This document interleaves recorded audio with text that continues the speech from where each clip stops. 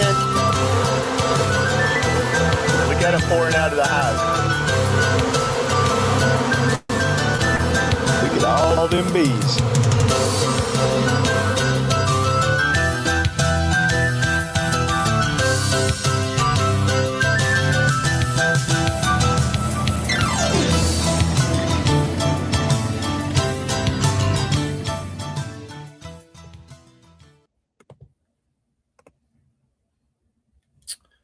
Well, hello, everybody. Welcome back to the Thursday Night Bee Chat. I hope you're all doing well. It's been an interesting week across the country weather-wise, last week and this week. I think a lot of folks that needed rain got it. A lot of folks that maybe didn't need so much rain, maybe they got good news and it quit for a bit. But then some folks, I'm not sure about Bryan here. We'll have to see what he says. But once again, we're going to have part 2 of our marketing chat. I've got the little piggy went to the market selling your honey. So we decided after the last chat that there were still some stones unturned that we'd like to turn over and see what was under them. And so I invited Bryan back again, and we're gonna talk about marketing a little bit more tonight. So how you doing, Bryan? Doing great. Our market season, gosh, almost a month in now. It started right at the beginning of May. It's kind of like a 6-month marathon. So we're kind of settled into the routine of it. And then we're kind of working on our honey flow. We did get a little bit of rain this week, so that was helpful. We had 2 days of rain, Monday and Tuesday, which is pretty uncommon. And then I was able to get some into the bee yards yesterday and today. So that was much needed rain. Super, super helpful for our flow here. Okay. Good deal. Thanks, Feathers, for the super chat. I really do appreciate that. But yeah, I was thinking about you guys out west after we had a Glade on last week. And and there wasn't a whole lot of good news out of Utah bee-wise. Nothing to forage, having to feed his bees this early in the year. It was there wasn't much positive there I could latch on to and roll with it. So my season hasn't been that bad, but I can feel for the drought situation and some of those things that he was describing too. Yeah. Do you know if he got any rain out his way? I don't, but I do know, I think it was Bracken talking about some of the peach growers out there in Utah got froze out. We have some, going to the markets, we kind of get the farmer's vibe and how things are going. We have farmers that are worried about the drought. We have 2 big vendors at a couple of our markets that have orchards in the Delta Valley in Colorado that had the same thing. Their entire crop, all seed fruits, got froze out. So we do have a spot in Colorado in the Palisade area where they didn't freeze out, but it can be tough, man. And those freezes can be hard for bees too, because they're hitting some of those forage plants in April, right when those bees are really needing that nutrition. So we've had a couple of freezes in April that have made things a little bit tricky, but we're just going to keep plugging on, take what the bees will give us. Yeah. Options are limited. You kind of, that's kind of what you're stuck with. But, even here, we've had some of that. We had some late season frost that came along and it really messed up some of the peach growers and plums. And then as far as the beekeepers, it knocked the tulip poplars out in some places. I know like Clay up in Virginia, they had a big problem with that, but some of my friends around here, west of here and south of here, their honey ended up a lot lighter than they had ever seen it before. And the reason it's lighter is because the tulip poplar is not there. It's not part of the mix this year. So definitely we are very attached to the weather, whether we like it or not. So and so much of selling honey is related to making honey. And so much of making honey has to do with really understanding the flows in your area. Do you have a good sense of your flows yet, Keith? Yeah, I mean, as strange as the year has been this year, it's still has the pattern has kind of been the same as previous years as far as Okay. the order that it came in. Now it Yeah. was squished together. It seemed like Okay. more so. There wasn't as big a gap between the changes, and some of the blooms didn't last very long. It's like blackberry. When blackberry bloomed, it bloomed nicely, but man, it was gone quick. Um, Okay. so like I say, the order was pretty good, but the timing was different. But Yeah. you just have to be out in the middle of it. I think that's a big part of it.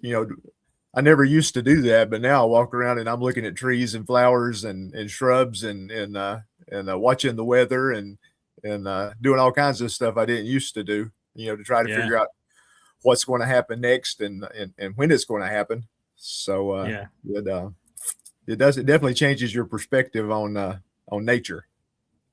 I agree. You put on a different lens. You look at it with a different lens. When you go traveling to other parts of the country, you're driving around and you look at different landscapes and you're thinking, I could put bees there. Or what would it be like, right? What would it be like to have bees here? What's the forage like? And you're Yeah. looking around.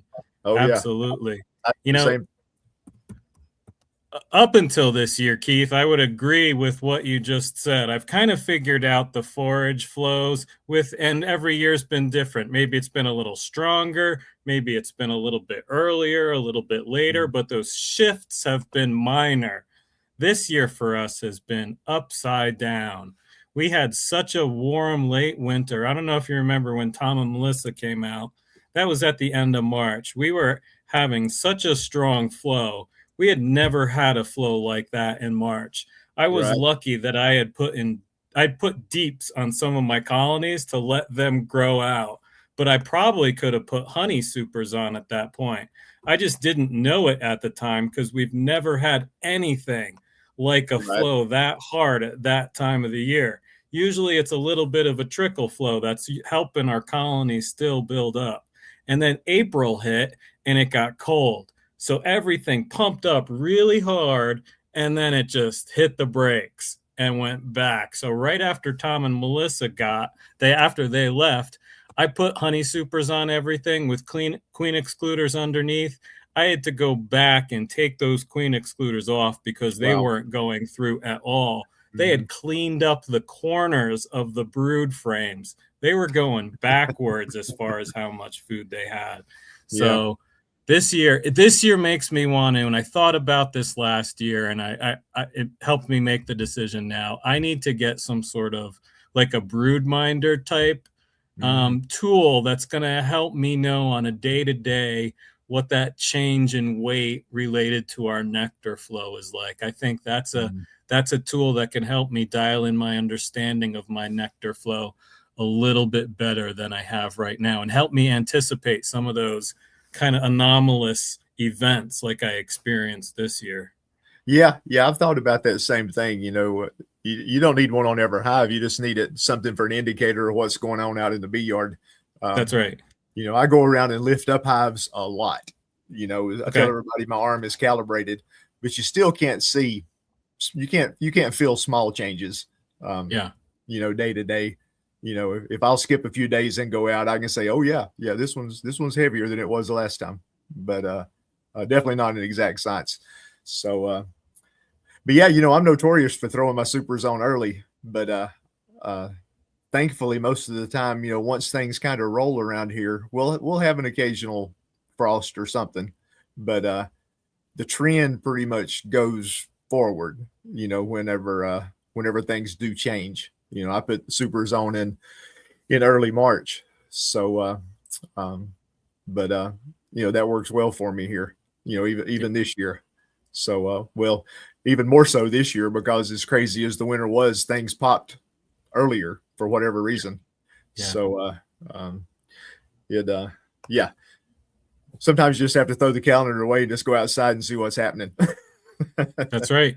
And you come up with the plan, you read all the books, you set up a plan for the year, and then a good beekeeper has to adjust that plan to the environment or the reality in front of them. You can't plan for the weather. You've got to sometimes react to it, or anticipate different things that are going to happen.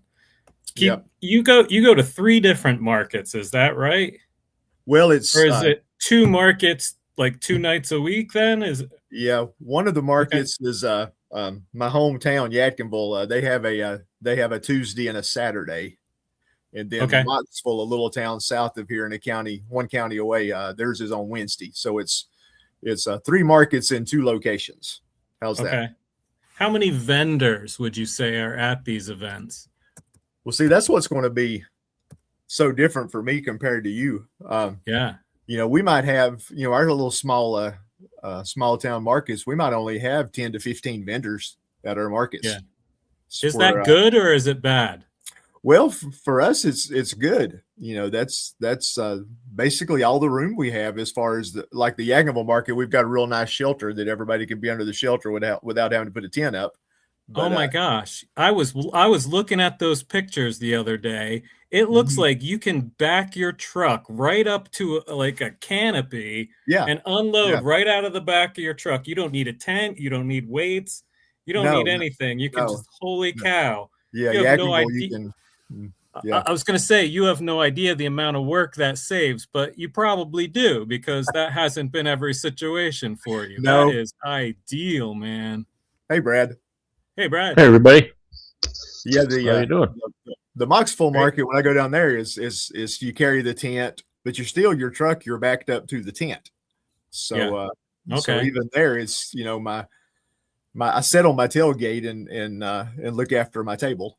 So nice. So that works out pretty easy too. You're not really carrying stuff a long distance, but you are in an asphalt parking lot. So you, on a 95-degree day, you don't put your tent up till about 2 o'clock. So then it's like your own little personal oven.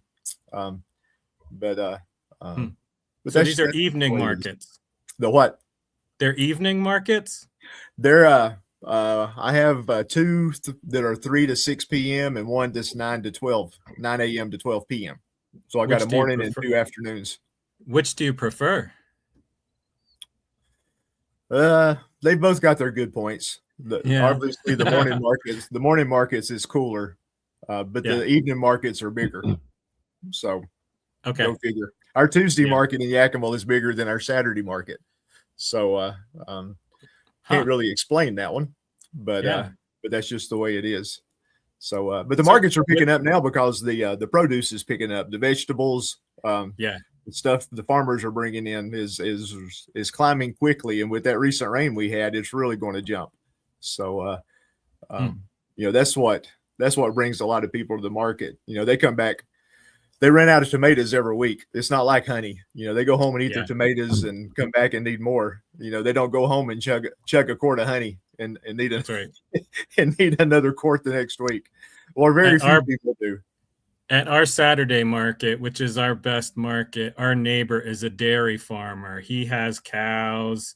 He makes whole fat yogurt. He does like the non-pasteurized milk where you have to buy a share to be able to purchase it, that kind of thing. And he's one of those guys that has a line all morning long because of what you just said, that staple that people use every single week. But he's a great partner for us because honey and yogurt are great companion foods. Oh, yeah. So we're always trading honey and yogurt with each other. And then we're always lifting each other up. When we have people getting our honey, we're like, have you had his yogurt? And he does the same with us. So it's a great kind of relationship with that neighbor that we have. And that's something, as far as our little marketing thing, that's something to play off of because where I set up at the Knoxville market up until this week has not been a prime location because I've kind of been off by myself. Some of the big farmers hadn't showed up yet until this week.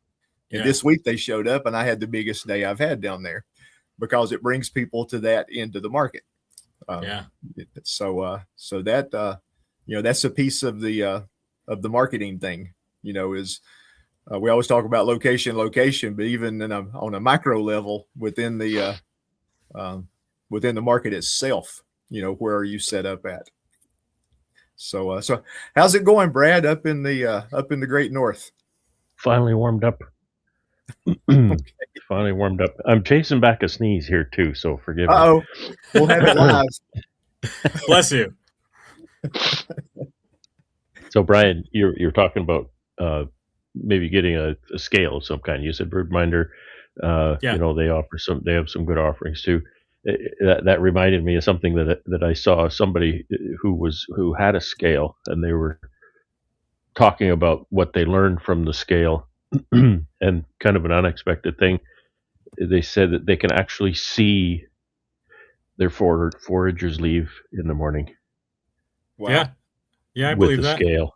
They can Yeah. watch their weight in the morning goes down, and then it goes up to a higher plateau, and then the next morning it'll get down a little bit, and then it'll go up again.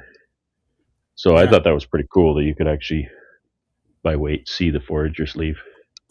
I Yeah, think that is I pretty think neat. there's a lot of data points that you could definitely get into with something like that. I just want to focus on foraging events and change in nectar flows coming Absolutely. in. Absolutely. And, I've wanted you know, to do that for quite a few years now. yeah. And like Keith said, having one that's a representative colony that's kind of central if you have out yards, because I have colonies that are 20 miles away that are reacting very different today than the ones in my backyard are. I don't think I want Yeah. 5 or 10 of them. I want one that'll maximize my Yeah, investment to just give need me one, Yeah. on a Yep. on a modest colony, something that's kind of representative of the average, and so you can watch that. Yeah. Yeah, definitely is on my wish list for sure. Yeah. So Brad, we know you sell honey. You sell liquid honey and creamed honey, a lot of Yes, sir. wholesale, not much retail anymore. I think if it's retail, it's people coming right to your house. You do a couple Yeah, of well, events, but yeah, not as many markets. Now, yeah, we typically, I think this year we really have 2 lined up. We'll do one. There's a Christmas market that we normally do, and then there's a little market in our little village where we live near. They have a summer festival, and we'll sell at that one. Support the community, and whatnot. Mm. So Okay. it's a lot of fun. So Yeah, the it was. majority, It was the really a majority of your stepping honey is stone for wholesale. me. What's that? I said, so the majority of your honey sales is wholesale. Absolutely. Yeah. Okay. Okay. I was looking at my numbers the other day, and I think it works out that my my dollar value, like my dollar volume, I send about 2 or 3 times as much to the store as I do just direct sale to customer these days. And that was always my kind of my focus. I mean, direct sales, I'll never stop doing direct sales. I do deliveries when I'm in a person's area. Mm. I sell from home, of course. Person would be a fool to turn somebody away if they actually drive to your house to buy honey. Right. Yeah. So, yeah. So it's an interesting kind of combination of different ways to move honey, and it's an interesting kind of dichotomy to deal with, to keep my direct sale price, my farm gate price, somewhere meaningfully relative to my wholesale price, right? I don't want to undercut my retailers. yeah, I don't care. I don't care that if my retailers undercut me. I don't like that, but I don't want to undercut my retailers either. So it's interesting because the retailer decides what they sell for. I can't dictate that. The only way I can control that is what I sell to them for. Mm-hmm. But then whatever they take for a margin on that is up to them. I just have to guess. I mean, I can easily figure out what they take for a margin by looking at what they sell for, but that's kind of after the fact almost. Right. And Right. it changes. The price of honey on the shelf changes too. So yeah, I really love that part of the business. I love the business part of the business. I love the beekeeping, but I really love doing the business part.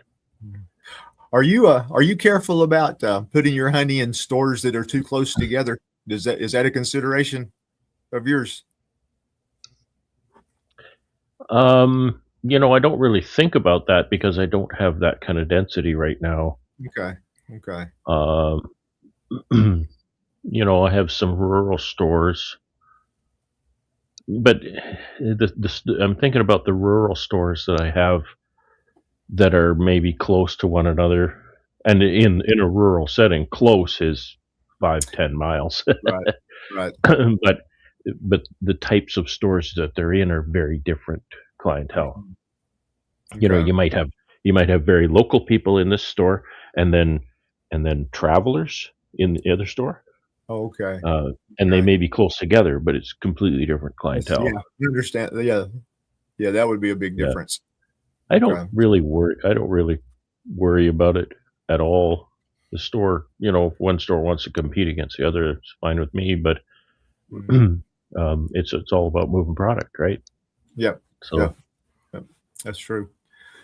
Well, hello, Tom. How are you doing tonight? hey, Tom. Hello, Brad, Brian, and Hey, Keith. Tom. How are you guys? Doing great. Hope you are. Doing really well. We just got back. I I just got back still from helping with the market.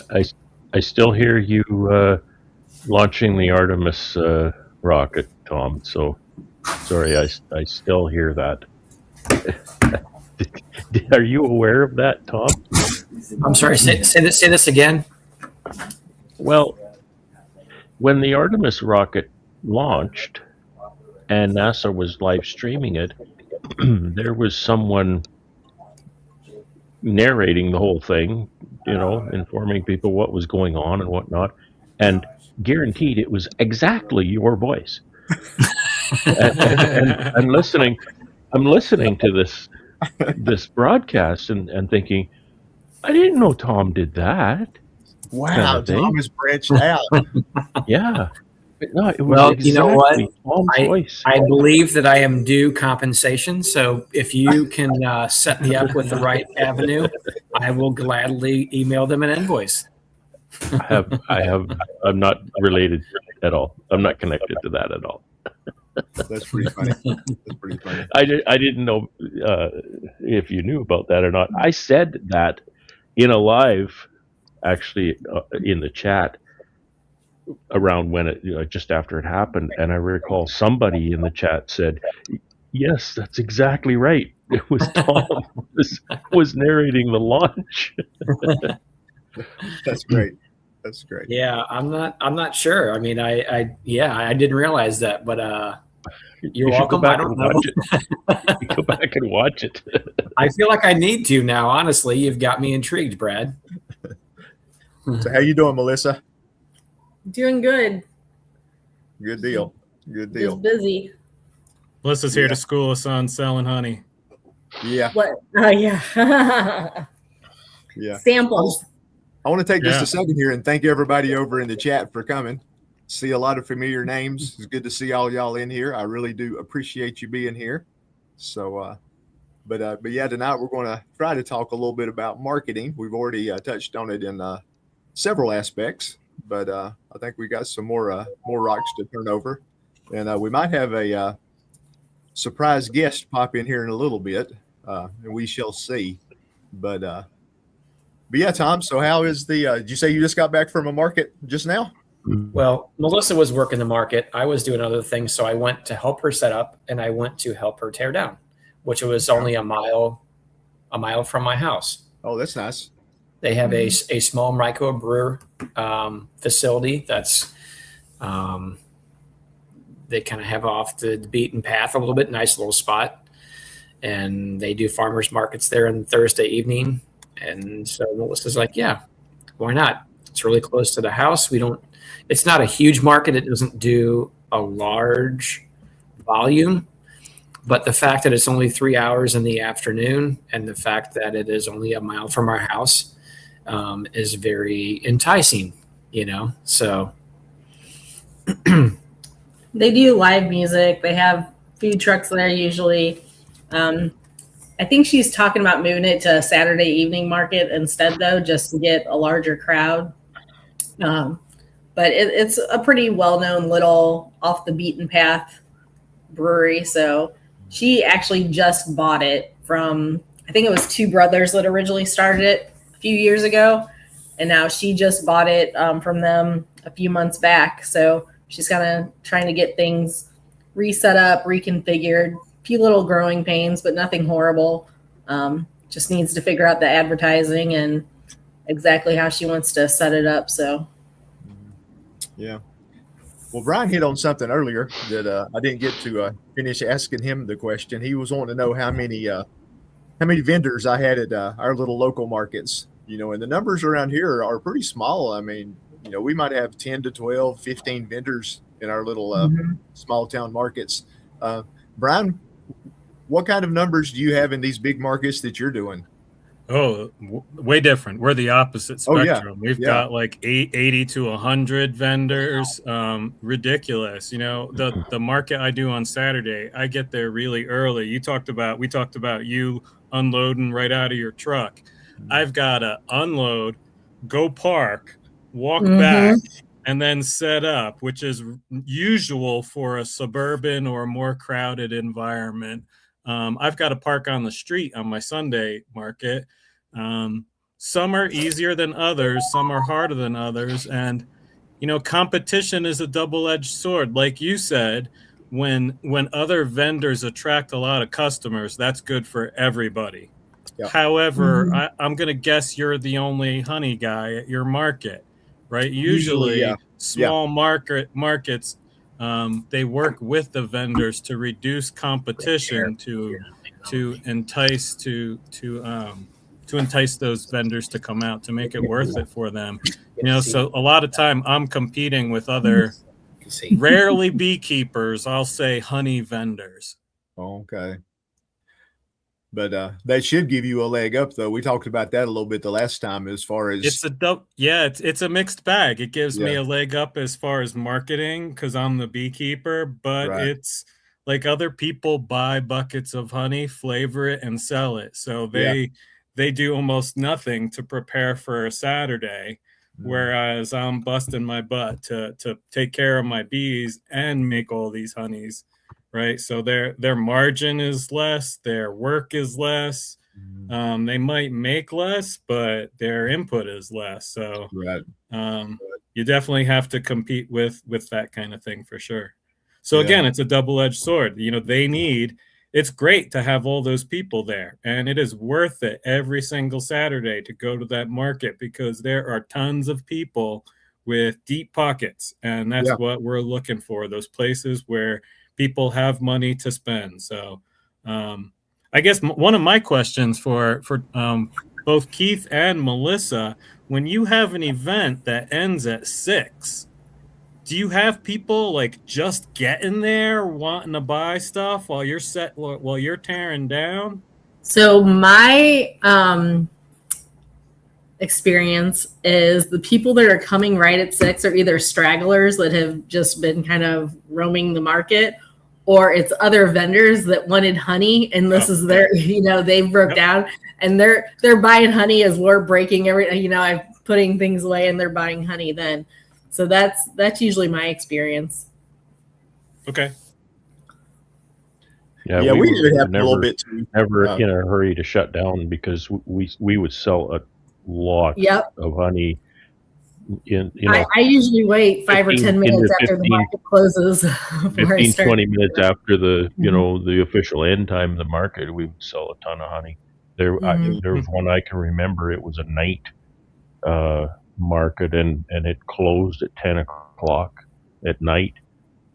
We couldn't stop selling honey until 11, because people were just lined up 3 deep at the table. That's awesome. For another hour. Sure. One of the other things that I like when we do evening events, like the rodeo thing that we do, we found people don't want to buy honey because it's heavy and they don't want to carry it around. Yep. So we've started telling them, well, we can't guarantee we're going to have this at the end of the night. If you buy it now, we will bag it for you, and we bring an extra table to bag it and keep it for them. And we take their number and for them to pick up at the end of the night. And I think we've only had to actually call somebody and remind them to pick up their honey maybe once. So that helps a lot. It's just having buy it now, pick it up later, table. That's a good idea. Yeah. I've done that because normally if they say, "Oh, I'll come back," They never come back. They don't. Yeah, yeah. Right. You want to grab that sale while they're thinking about it and ready to spend. Yeah. But we Yeah, that's can smart. kind of have both scenarios, Brian, where we have small ones like Keith, like the one tonight. There was 1, 2, 3. I think there was 7 vendors total there, where I can literally back my. I mean, I set the tables up and whatnot, but my car is backed up to my tent, right? Yeah. And then like the one that we do on Saturdays, this past Saturday, there was 60 plus vendors there. I think we were the only official honey vendor at that one, just because nobody else has honey at this point of the year. There were a couple of like farmer, they're selling vegetables and whatnot. They have somebody else's honey that they're selling just liquid honey. But we were the only actual honey vendor there, I think, this past weekend, on Saturday. Yeah. So we kind of have both, where you have to like set everything up, go park your car a half a mile away and walk back. And then Gosh, we have you're not missing out on all that fun. Mm-hmm. No. But the thing that stinks about those ones, though, is that it's such a traffic jam mess when you load out, because everybody's trying to load out at the same time, and there's cars in the way. It's narrow to get through the tents to get your car to your spot. So that can be a little bit of pain. Again, that's another reason, like Brad said, I don't mind not breaking down for 15, 20 minutes. Another reason I take my time. Just let everybody else get out of the way, and you're still selling honey anyway. Exactly. Yeah. Back to you, Brad, for a minute. How do you go about selecting your vendors, the stores that you want to be in? Well, that's a really good question. I don't know that I have a list that I can tell you that criteria. See, they've got to be. It's kind of like a customer orders $5 worth of product. I've got to be pretty close to their house before I'm actually going to deliver it. They buy $150 worth of product, I'll drive a lot farther. Right. So if there's a store that's moving a lot of product, then that'll be my destination, and I can pick up little stores along the way that maybe aren't moving as much product. If I have to drive a long distance for a store that's hardly buying anything, then I might just stop doing that. But yeah, I've got a real variety of stores. I have one health food store that buys it. I've got all these bunch of little rural stores. Some of them, there's this one guy, like I have an unofficial, the policy is that it's case lots, right? You have to buy 12. And there's this one store that is literally on the highway to a really good store that I go to. So I just stop there and stock the shelf. I'll maybe write the guy a $75 invoice. I just sold $75 of honey, right? And I really like the guy. He's really friendly. He's good to me. So yeah, it really, really depends. And then, in Winnipeg, I have some large retailers. I have some smaller retailers. I actually have a restaurant that I'm supplying honey to now. So he's actually buying quite a bit. Yeah, I've actually kind of stuck my toe into that end of the pool too, looking at maybe putting my honey in some restaurants where you're getting the advertisement of your bottle on the table, and if they like it, they might come looking for more. So yeah, well, this guy is buying. He's just buying pails, buying what you would know as an 11-pound pail for the kitchen. He's the kitchen manager is buying the honey. But I'm more than happy to sell it to him. Yeah. But when the talk about the markets, I remember them well. Did them for years and years, and I remember distinctly my very, very first market I did. I convinced my wife to help me, and the promise that I made was, this is not the long game, right? This is a stepping stone. This is a way to get the brand out there, get some traction for the product, and get the name out there. Now, that stepping stone lasted for quite a number of years. We did a lot of markets over the years, but we finally started to taper off those markets Right. because Right. it just ended up just ended up that the product is moving through other channels. Lots of customers coming to the farm here. Lots of product going through the stores now. So Okay. it's real, and lots of deliveries too. A lot of deliveries.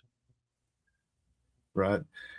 Now, it sounds like a lot of your stores, they really approached you for your honey as much as you approached them. Is that correct? Oh goodness, I have a story to tell. This, we all start thinking about the new year, right? Around Christmas time, we all start thinking, okay, what's the new year going to bring? And what plans should I make for the new year? This is not really where that came from, but I guess it just is the downtime so you can think about things like that. And this year I decided around, in December and around the end of the season, I'm going to go, I want to pick up, what did I say? I wanted to pick up two more. I think I said I wanted to pick up three more uh, large retailers. And so it was, I remember the first week after New Year's Day, I got my papers together, my marketing and little brochures and stuff about the products and whatnot. And I went and visited some stores. And that first day I picked up two stores. So I'm thinking, well, that was kind of easy. And I already had one this is kind of all one big chain, national chain. So I've had one for years. So I picked up two more that day, the first week in January. And then, so I've had three. And then a few weeks later, the phone rings and there's another store of this big chain asking me to bring honey in. So there's four. And then a few weeks later, one of the store out of this big chain phoned me and asked me to bring honey. And okay, so that's five. And then I did it to myself because the manager at the store that I've been in for years here in my local town, I really liked the guy. We kind of hit it off, and he was very excited about the product, and he really could sell a lot of that honey. And so I got asking the other managers, so where is this manager now? They said, oh, he's over at this location. So it was only, man, I don't know, maybe a month ago now. I dropped in. I walked through the store and I walked to the back, and there he was standing right there.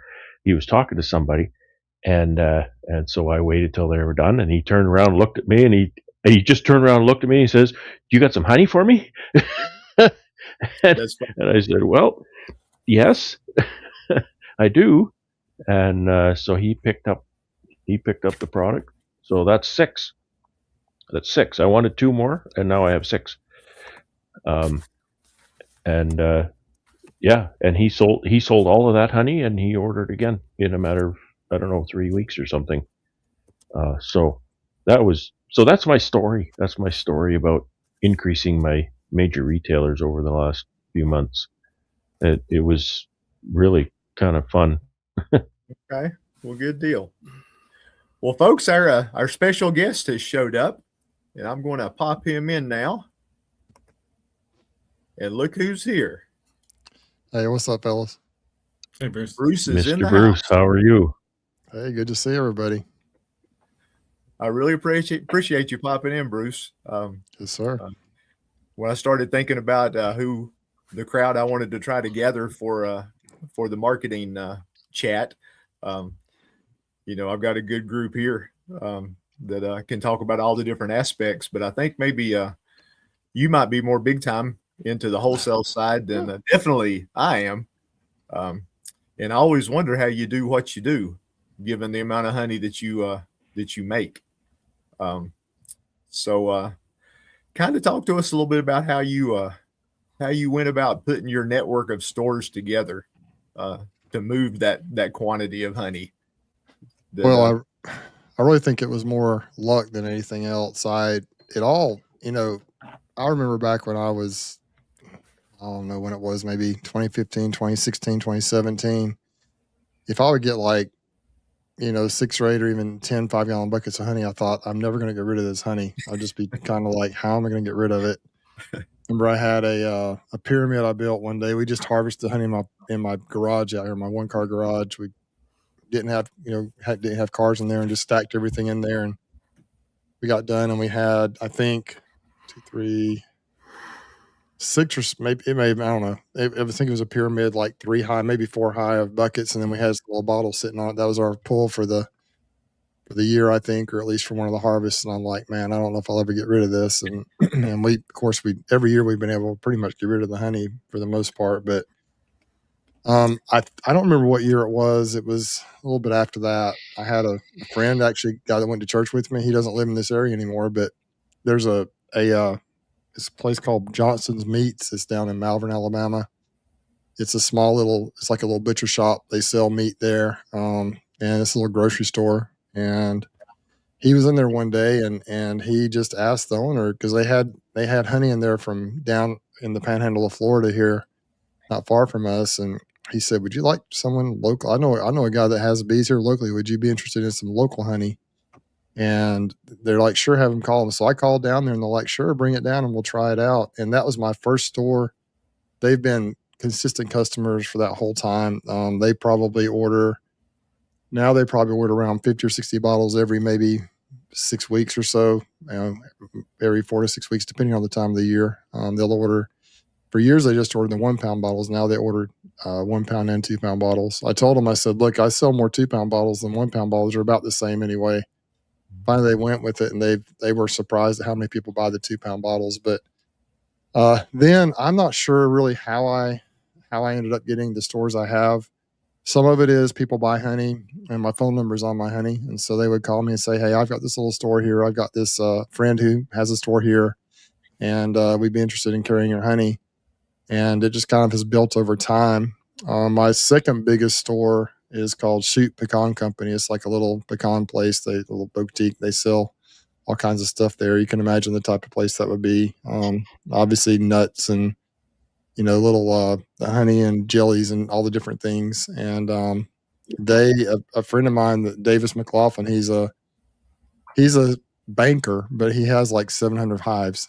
And so I don't know how he does it. And he used to do pollination, and he just hates the retail part of honey. So he just started selling his basically to the honey packers down in Florida. He would go down there and they would harvest it and write him a check. And he doesn't have time to fool with trying to bottle it up and sell it. He used to sell to them. And so he basically told them about me, and I got that contract, so to speak. And I sell a lot of honey there. And then, Applin Farms, which is where I've got some hives now, they are my biggest seller of honey. They just got 300 bottles this past week. And so, but over time, it's just some stores will order, a couple of dozen bottles every 3 months. Some stores will order a lot of bottles fairly often. And it just kind of, I think I've got 6 or 7 stores now, maybe more. I've got them in 2 places in Malvern, 2 places in Enterprise, and the rest right here in Dothan. This might be 7 or 8 places now. Most recent place was a brand new little produce farmer's market, little store, this little produce stand right in downtown Dothan here. My mom was driving by there and pulled in and said, hey, my son sells honey. Would you be interested? And so they bought some from me to try out. But I've been just real lucky. There's not a lot of people selling in the stores, local people selling in stores around here. There aren't a lot of larger honey producers that can produce enough to be able to do it throughout the year.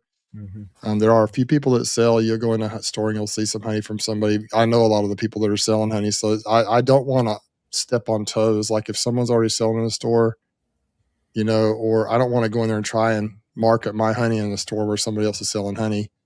If they ask about it, I'll put it in there along with the other honey, but I'm not going to go in there and just try to, take over somebody else's thing. But the problem is so many, hobby beekeepers don't have a lot of hives or a lot of honey. And so they'll run out, and then, the stores will call me sometimes and I'll get a chance to sell some that way. I don't know if I answered your question or not, but it just kind of spread organically. People just found out about me. People who try my honey and like it will tell their stores about it, and they'll call me. Or they'll say, "Hey, you need to call this store, stop by there and just see." They said they might be interested in your honey, and so that's kind of how I've done it. And I'm more than willing to go in and talk to the folks about it, call them, talk to them, just give them a sample. I'll give them a bottle of each, the 1 pound and the 2 pound bottles. I'll give it to them and say, "Hey, try it out. If you're interested, just give me a call, and this is how I do it, and this is kind of how much you have to buy to get the wholesale price and everything like that." And I'm always, another thing that I do is I bottle up on demand. Like, I don't bottle up, all my honey at the beginning of the year, even 1,000 bottles. I just kind of have it. I have a 25-gallon bottling tank now, and as people order, whether it be for retail or for the wholesale, I have a little honey on hand always to be able to sell immediately, but I don't bottle up, a ton of bottles at once. I just like to bottle it up on demand, so it's always decrystallized. It's always looks fresh. It looks clean, and it's ready to go. And so that's kind of how I do it. So we spend a lot of evenings down there bottling up honey in the downstairs in the honey bottling room, but it's worked well for me. I'm not sure if I answered your question or not, Keith, but that's kind of laying the groundwork of what I do. Okay. So do you do all the deliveries? Do you deliver to all your stores? I do if it's local. So the way I set my system up, I just kind of came up with this with that first store. I just kind of, people, a term a lot of people will use is, "I want 2 cases of honey," which to me, that means 12. Now, I don't sell my honey in cases. I ordered it in bulk. I ordered pallets of bottles, and they come in big boxes with like hundreds, bottles in there. So, but I just assume they mean 12. And so my minimum order is, I sell about 5 different sizes of honey. The stores, basically 1 and 2 pound is probably a lion's share of what I sell. Applin Farms, I use a square bottle that is, it's a pint, it's a plastic squeeze bottle. And it looks really cool. It looks bigger than it looks almost as big as a 2 pound bottle, but it's a pint. But it's a really cool looking bottle. And that's the only place I sell that to. They liked them, so I started selling to them. But most of what I sell is 1 pound bottles, 2 pound bottles, and then I will also do the Muth bottles or jars, quarter pound, half pound, full pound. And I really try to make a nice presentation on those. I put the honey in them, fill them up. I do a wax seal. I just dip them in beeswax, and then we have custom labels, the tags we tie on, so they look really sharp. And those are in your more high-end places. Like, there's a couple of steak and wine type places that sell those. And but I tell them, look, my minimum order is 24. Like, you got to get, I don't care if it's 22 1 pounders and 2 pounders or whatever the combination is. 24 items, and that's how you get the wholesale price. And then I will deliver. I deliver to at most all the places, unless someone just wants to come pick them up, which is fine too. There is a guy up in Eufaula that's about probably a little over an hour away, almost like an hour and a half away. He's up north of Eufaula, and he comes down here, and I'm not going to drive to Eufaula and deliver, 24 bottles of honey to him, but he doesn't mind. I think he just comes down here and grabs them. Like, he'll say, "Hey, I'm going to get them," and he'll come down here in the morning, whenever I tell him it's ready, and he'll come get them. So for the most part, I do deliver. Yes, I do. Now that if they want it quicker, sometimes they may need to come get it from me because I work during the daytime, so they can come and get it at my house. I'll set it on the porch for them or whatever. But I deliver to almost everybody. It's worth it to me to do that. To have my good customer service to me is extremely important.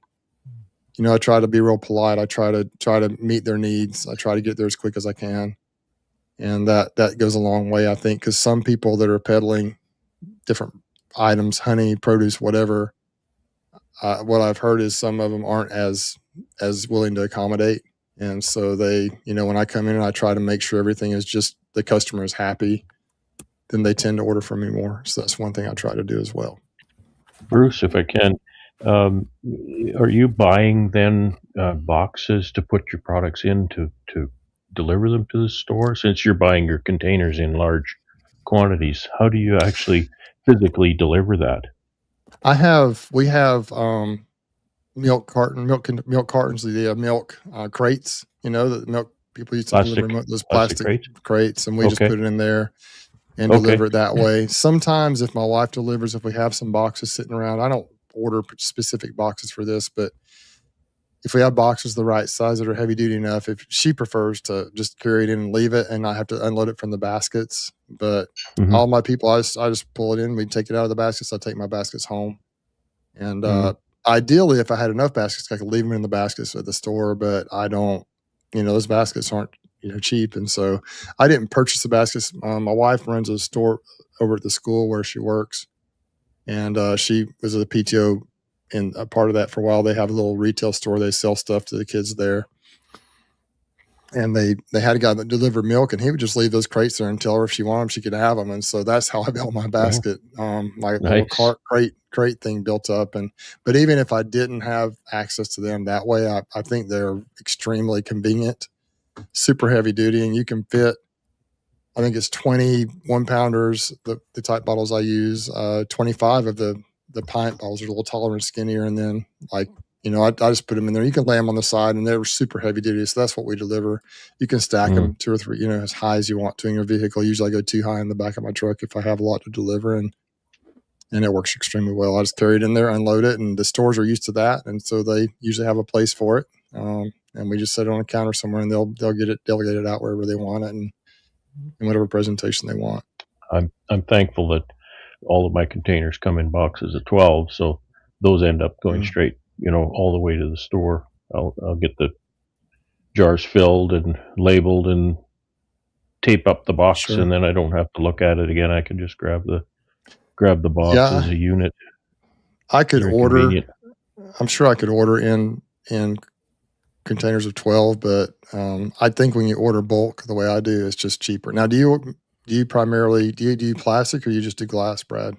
Yeah, it's glass, so it's pretty well. Glass is usually protected.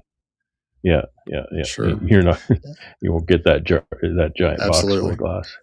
Absolutely. I know that like the Moose jars I use and we just take them in the boxes because they're protected that way. We figure out. Now, when you put the tags on them, the tags that we tie onto them, the tags, it can be a little tricky to put them back in those glass in the boxes. The 1-pounders is no problem. The 2-pounders, and we kind of move some of the slides out, the dividers, and so we get them in there just right. But we figure it out, and it works out well.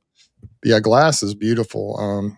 But the truth is, most people, if people specifically ask for glass, then I sell the Moose jars, or I will bottle up, pints or quarts for them if they want to. But I don't, it's just, I sell so many thousands of bottles in the plastic, and people it works well. I know people love the glass, but I personally prefer plastic squeeze myself because it's so convenient to flip it upside down and squeeze the honey out. And so that's mostly, I ordered, recently I got 2 pallets of different size bottles from, so they're plastics in Minnesota. And I think it was like 4,800 bottles or something like that, or maybe it wasn't quite that much. It was over $4,000 worth of stuff, but that'll last me for several months. I just got tired of paying shipping on individual boxes. The shipping on those things is like $50 plus per box, it seemed like, or more. Fortunately, I have a fantastic supply of jars. My supply of those is just spectacular. And I just started offering a plastic squeeze bottle last year. Oddly, the little plastic squeeze bottle does cost me a little bit more than the glass of the same size, but it's just a way to sell perhaps a little more honey. Well, my goal, like I have gallon jugs down there too. I've got a box of those. They're plastic, of course, but I have quart jars, I have pint jars in my cabinet down there. I have all the different sizes, but to my stores, I just sell basically the 3 size of Moose jars and the 1 pound and 2 pound, and then Appling gets the 1.5 pounders. Now, if they were adamant they had to have quart jars, I would figure something out, but nobody has been like that. People just seem perfectly satisfied with what I sell. But I do sell, I sell a lot retail. I mean, I sell a lot of honey retail as well. And then I have all the different things. If sometimes I get a phone call and someone's like, I just really want it in glass, or I want a quart jar. And so, I'll accommodate you, and so I just go bottle it up and get it to them, or I usually, if retail customers usually get it from me, they either come. I've got a self-serve box here at my house, but for the specialized, special sizes, I'll put them on the front porch with an envelope. And it's a pretty trustworthy neighborhood. They can pay me via Venmo, or they can just stick money in an envelope and put it out in my money box by the self-serve box or under the front door mat, and we grab it. So anyway, we've definitely, I don't know how it happened, but we've just kind of been real blessed and fortunate to be able to grow to where we are. And I worry all the time that something's going to fall through, something's going to fail. I'm going to do something wrong, or somebody's going to get hurt, or something's going to happen. I just worry all the time about it. But so far, we've been blessed to be able to have a lot of success. And we've had a few customers, retail customer, or stores that have bought honey for a couple of years, and then they just kind of either they don't have they go out of business, or they buy from somebody else, or I just don't hear from them. And I don't worry about that. I just, I don't do a lot of pounding the pavement, shaking the bushes, trying to get customers.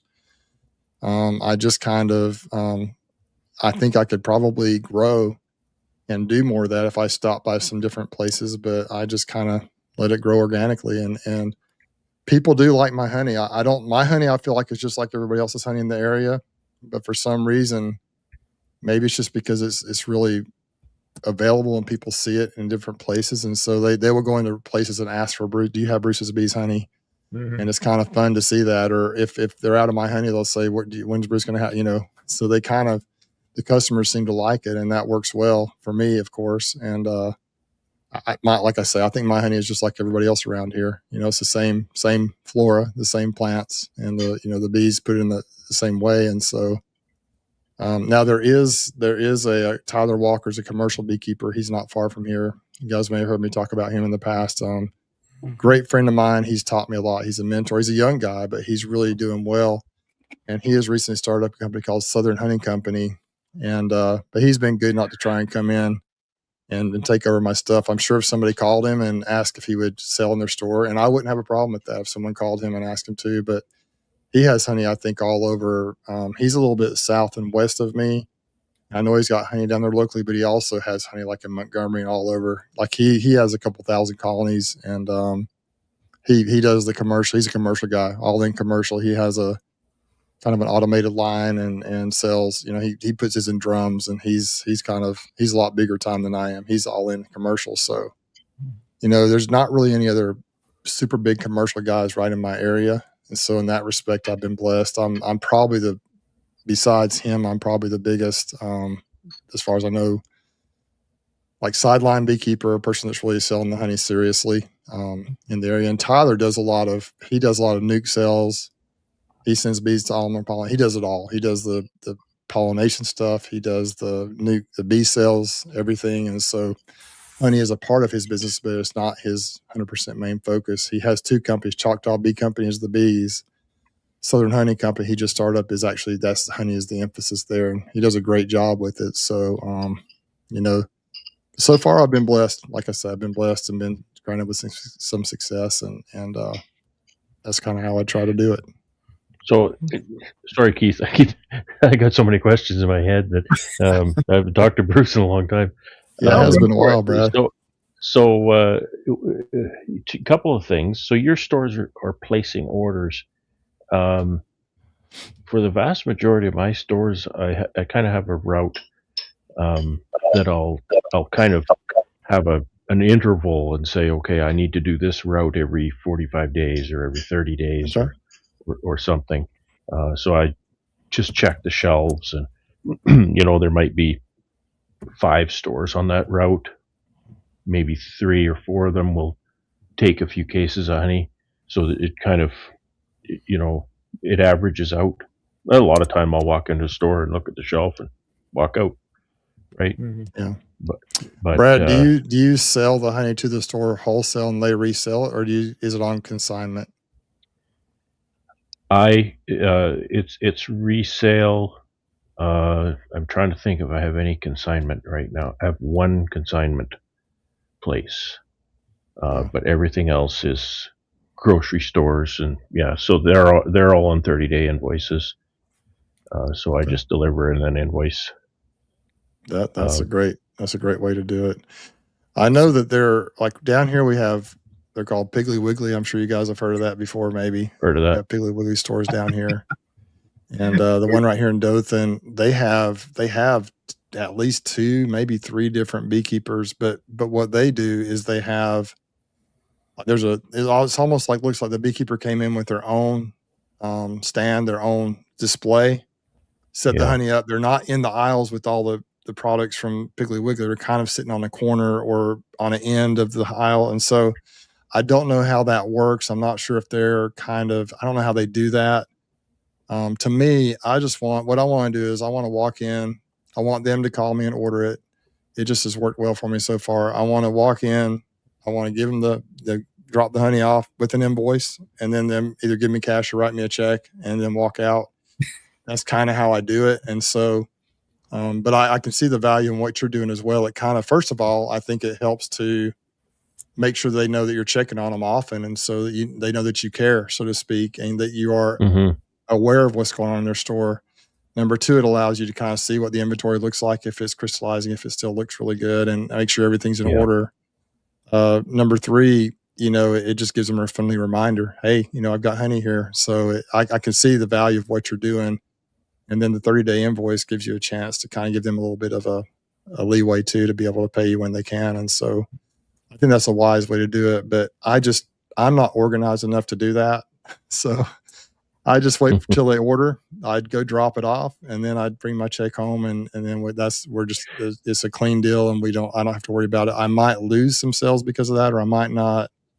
There might be some people where I could do it the other way, but I don't want to build a display for a store. I just want to drop it off and put it on them. If they want it on their shelves, fine. If they don't, then they can get it from somebody else. It's just maybe that's kind of not the best attitude to have, but it's worked out well for me. And some stores try to do it, and I guess it doesn't sell very well. They don't get back with me, but most of the people that reach out and that we try it, they end up coming back for more. So that's kind of how it works. So when they order and then you deliver, heading out on a delivery run, you're delivering to one store.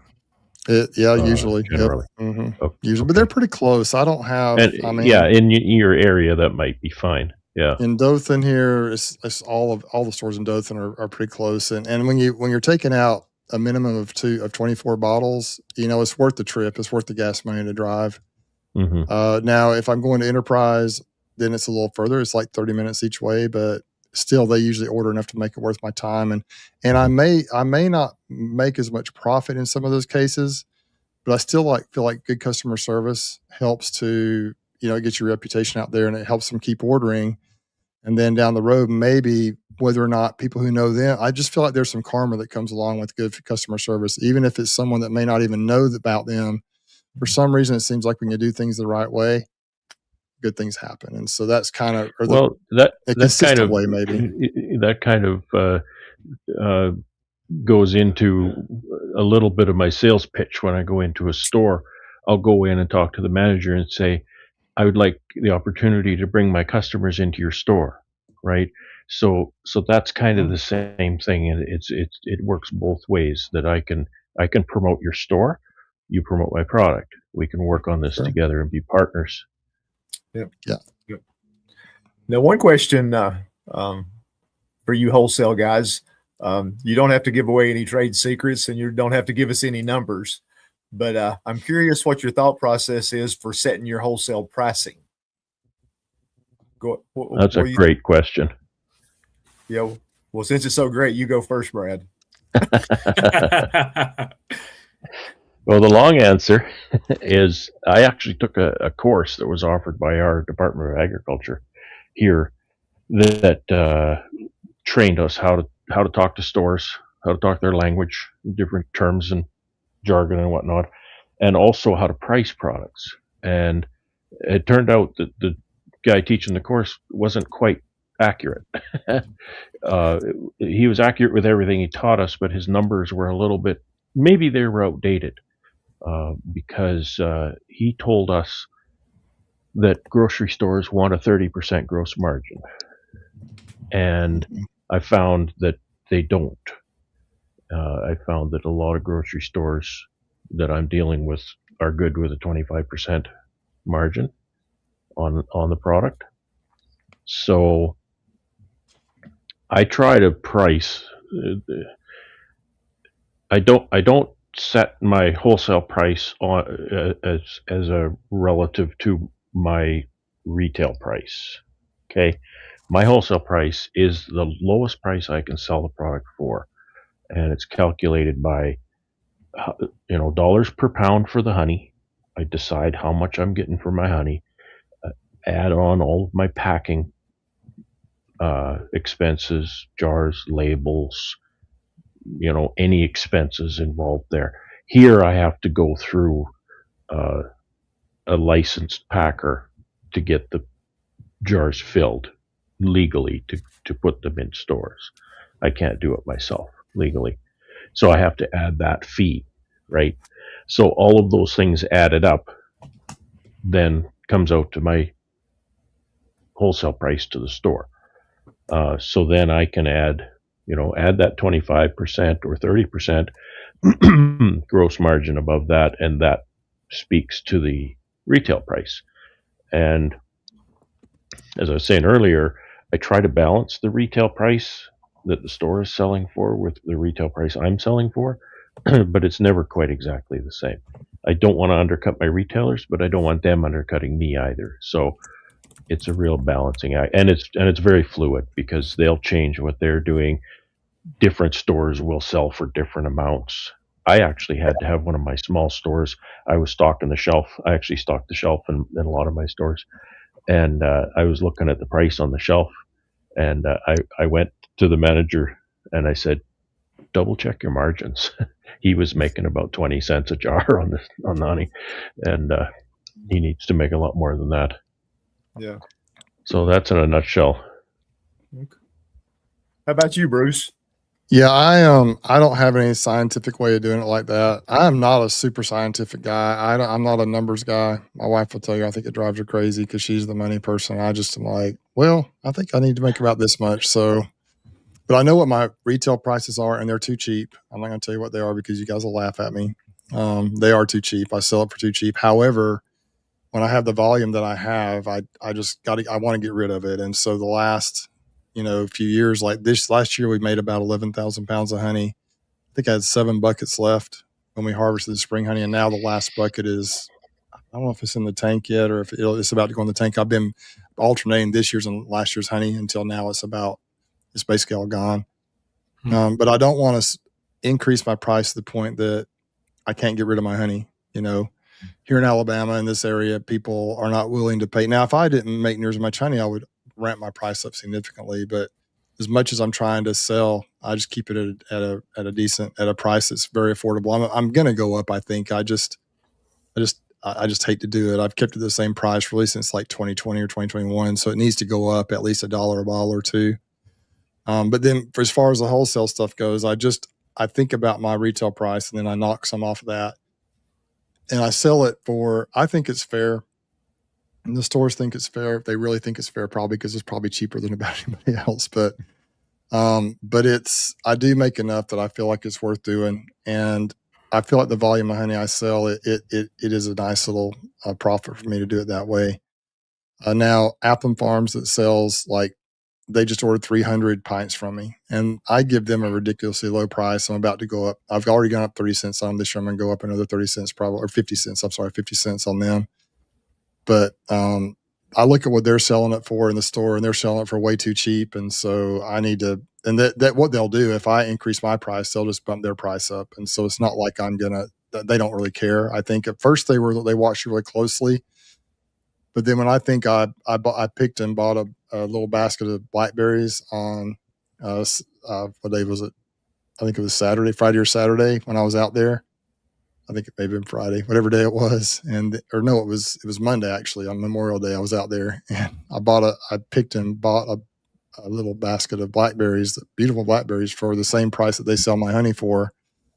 I'm thinking maybe if I need to up the price a little bit, but they've been so good to me. So I'm also really extremely loyal to my customers. Like, I want to make sure that I'm selling it to them for a price where they can make a profit, because like Brad said, that's important. I mean, you're in business to make a profit if you're a store. And so I don't want to increase my price enough that they can't sell their honey. I want everybody to be able to sell honey quickly.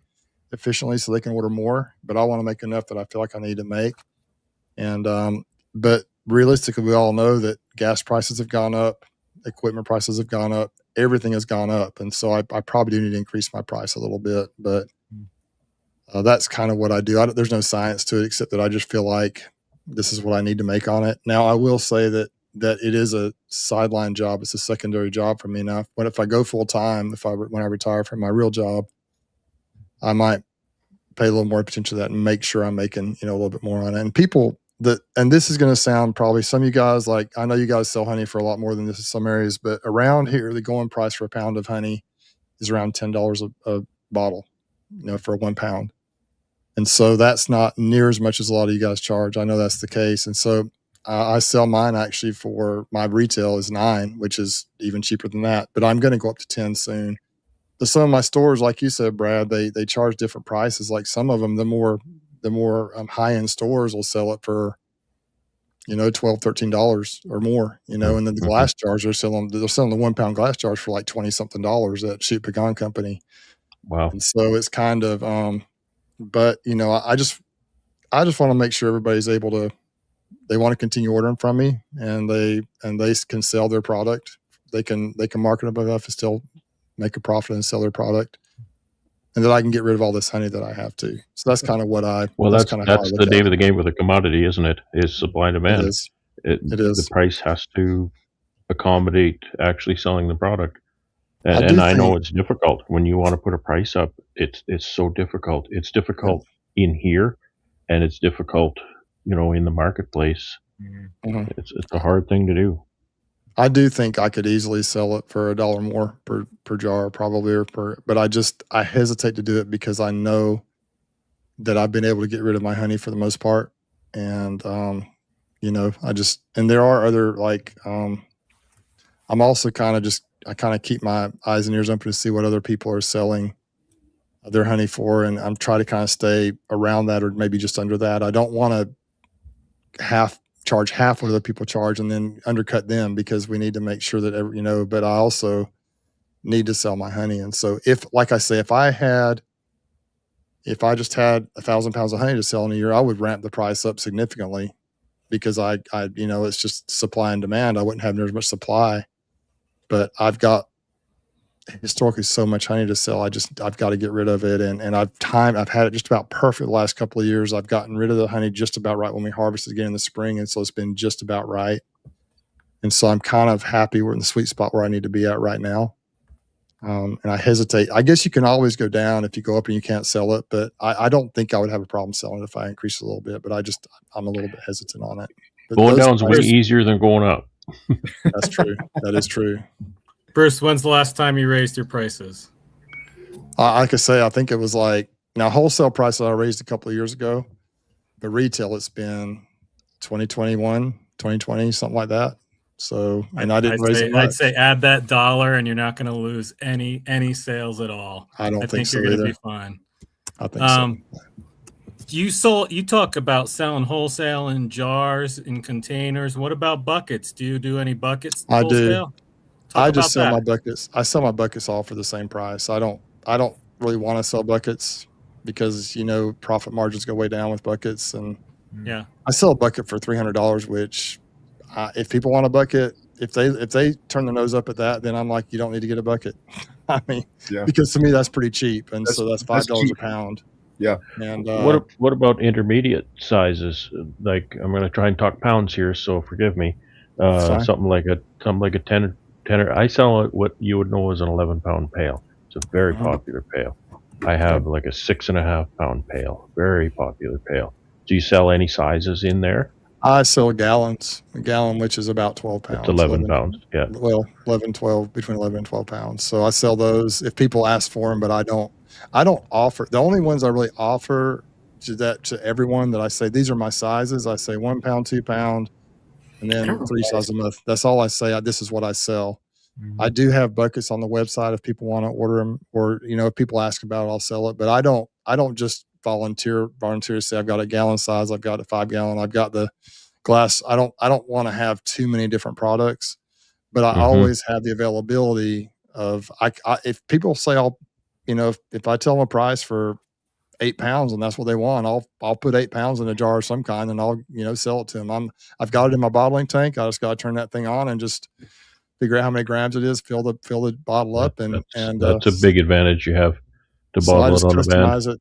I customize it as people need it, but most people fall within the 5 standard sizes that I have. But sometimes people will just say, "Hey, I've been buying from your self-serve box. I buy 2 pounds every week. Can you please just sell me a gallon?" And I'm like, "Sure, I'll sell you a gallon." So I fill up a gallon jug and sell it to them. But I don't just market that because I just feel like the bigger the container, the more of a profit margin you cut you take, because I charge a little bit less per pound the bigger the container. So I prefer to sell the smaller sizes.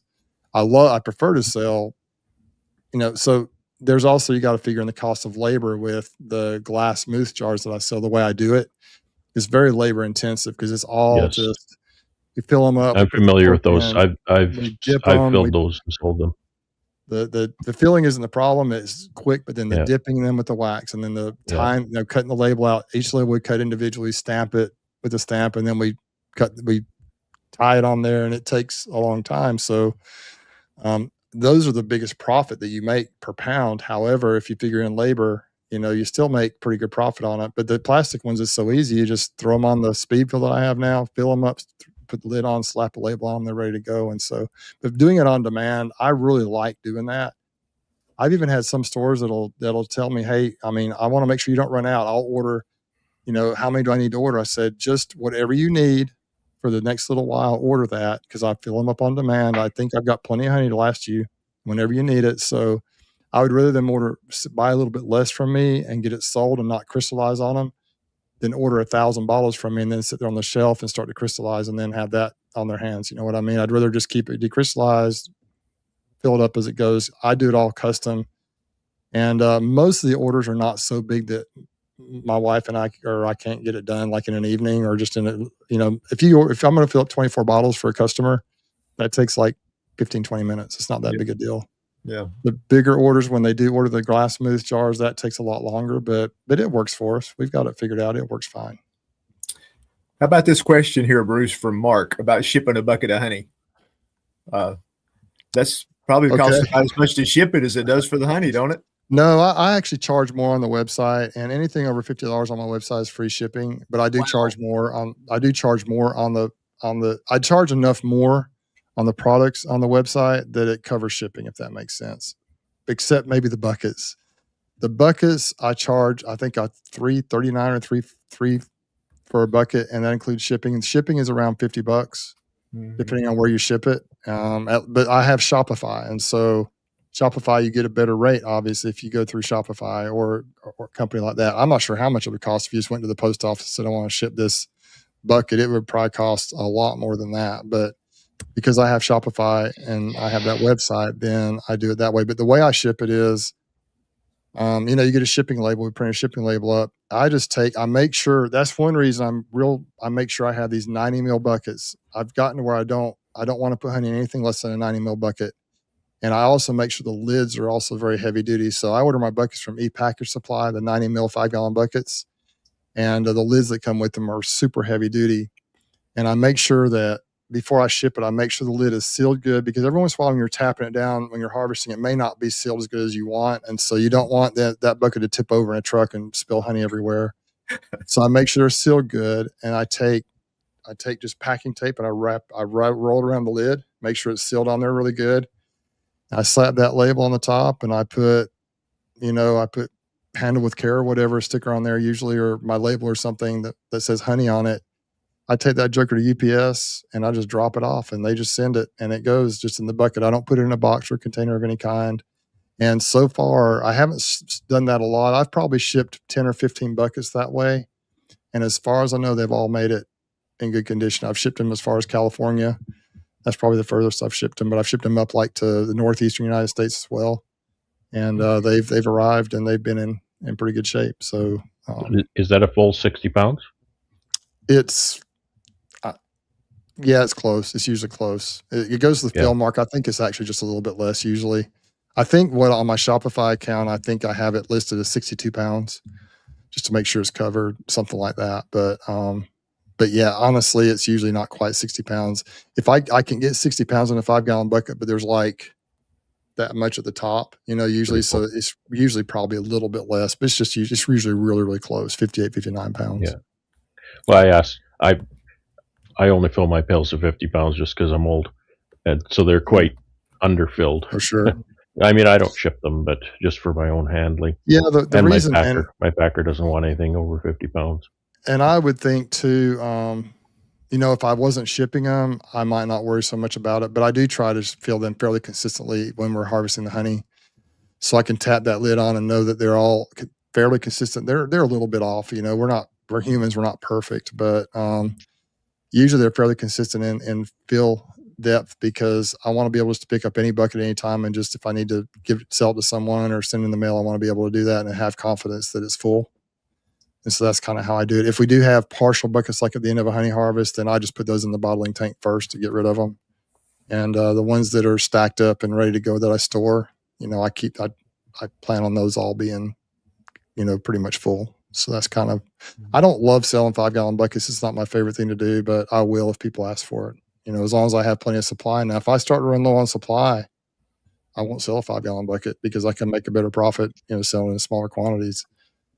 Yep. But when you have 185 buckets to sell, it's not, I don't mind selling a few buckets here or there, Yeah, I sell a few buckets I've sold to mead makers in the past. Not sure I'm gonna do that this year, because the retail market is strong around here. A lot of folks hadn't made as much honey as they've made in past years. I've been blessed. So, but watching the comments, I don't like to talk about specific numbers on pricing, because it varies so much across the country. I know what Bryan and Tom and Melissa are getting around some larger cities is a lot more than what I can get out here in the country. I mean, that's just the way it is.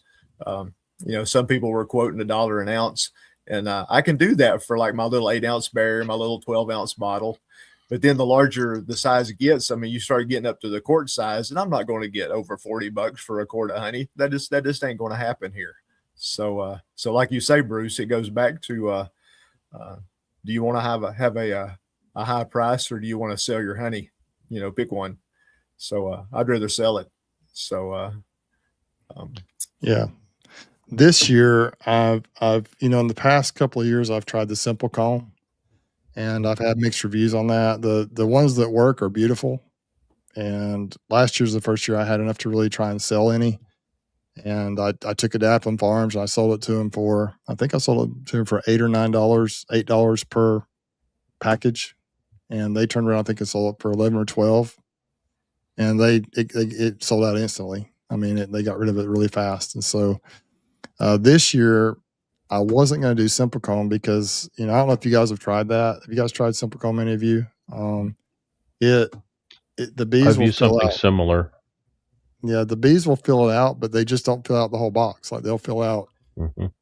If you got a box, if you got a super that's got 20 simple comb, in other words, each of has 4 in it, so 8 per frame. That's enough for 80 packages if they fill them all out. Well, usually they'll fill out like some in the middle. There's some that are partially filled, some that are too fat, some that are too thin. And last year I got a decent little take on it. But this year I actually purchased some frames from Michael at 21st Bee. That's just basically cut comb honey. And they're set up so they're just built in. So they've got the little wedge in the top, and they got the bars, and so everything they should build them perfectly, so you can cut them out easily in 4x4 squares or 2x4 squares. I'm going to try that for the first time. I think that'll be a hit as well. And I wasn't going to do simple comb this year. I had the packages, I had the little cassettes to do it, but I'm like, I just don't think I'm going to do it this year.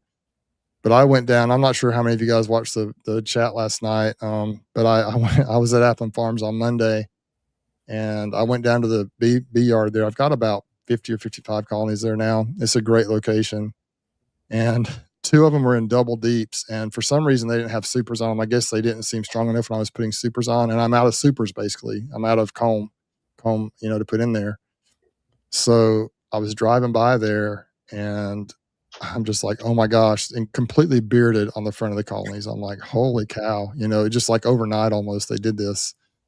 So I said, well, you know what? These would be a couple of great hives to try simple comb on, because in the past I've tried to put it on hives with 2 or 3 supers on, because I don't want to sacrifice liquid honey, because that's what I sell most of. So, but I went down there Monday evening between rainstorms, and I don't know if I could screen share on here or not. I'm not sure I can do it when it's on mine. I'm not sure if I can or not. Maybe I can, but they were so packed out with bees, and I put them on there. I got them wax coated and put them on. And so if these colonies can't fill out the simple comb, then I don't know if it can be filled out here in Alabama, consistently. They'll fill some of them out, I'm sure, but I want them to fill out, at least 2/3 to 3/4 of that box, if not more, with nice packages, because it's not a super cheap product to purchase. It's not overly expensive, but it's only beneficial if they fill out a large percentage of the cassettes to make it worth, selling. So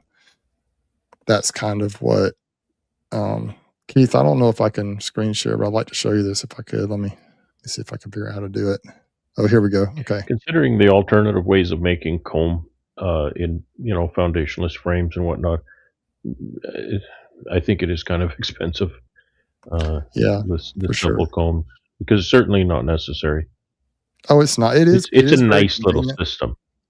It is, and I think if you there's 80 of those in a 10 frame deep and a 10 frame medium. So if you got 80 of those things, if you charge $10 to $12 a piece, that could be a really good profit margin. But they have to draw them out. Keith, am I able to share screen on here?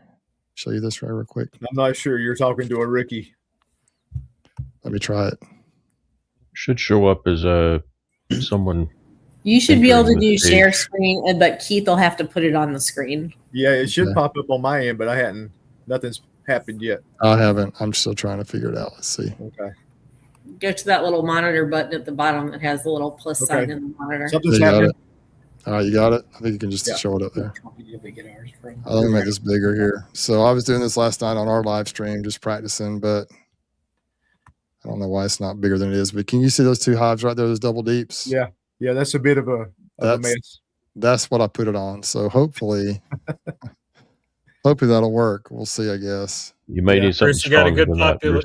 Well, you got a good population of bees. Do you have a good flow right now? That's the other. Yeah, we're in the middle of our big flow. That's what they looked like before I put them on there. It was between rainstorms, but yeah, we're in our big flow right now. Absolutely, sure are. So anyway, that's all right. And real quick, I'm not show and tell, but I want to show you. This is the honey display at Applin Farms. Those are the tall square bottles they sell, and they sell these things. They sell these backlit. Those backlit honey bottles look so nice with that light from behind. That's sweet. They sell these things this is the second order of 300 this year so far, and they open up huge display. Yeah, there's huge. You see all the 300 bottles. They had about probably 50 left, maybe a little more than that when I got there, and all 300 of these are right here on the display, and then just to the right there's some sitting in boxes, but they will. They'll last a month or 2, and then they'll order 300 more probably from me. So that's wow. I want to keep them happy. Yeah, you know what I mean. And yeah. Anyway, so you can just stop sharing that, Keith. I just wanted to show a couple of things right there real quick. I don't know. It's very cool, but yeah, I haven't made any comb honey yet this year. My demand for it is just so low. I've probably had 2 people ask for it. And like you say, it really takes a strong hive, and that's all they do. Instead of making 2 or 3 supers of honey, you make one box of comb honey, but if that much. So, now I did. And Brad, do you do comb honey? Brad, do you do comb honey? Yeah, I do. I use all manner of different ways, but most of it can be described as just foundationless frames of some description.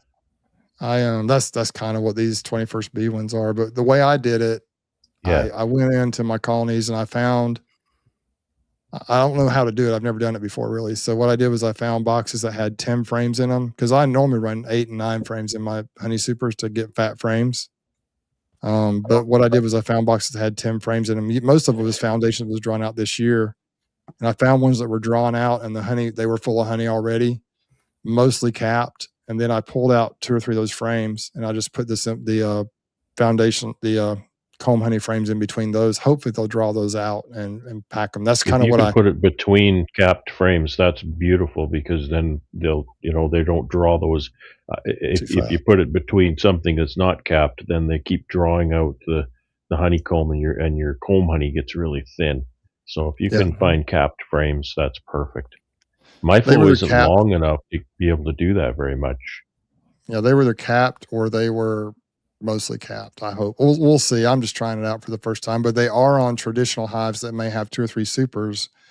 But I put them in the box that had the 10 frame boxes that had comb that was mostly capped, and so that's kind of how I'm trying to do it. I hesitate to dedicate a lot of hives to simply one super of anything because our flow is so hot and heavy, and a good strong colony.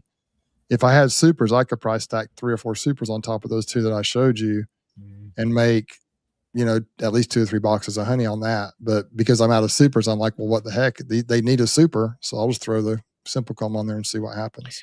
If you've got the market, comb honey is where it's at because your price is, they get a premium, right? I'd sell all of my honey in comb if I could. Yeah. But that's not feasible. Bryan, you do some of that, don't you?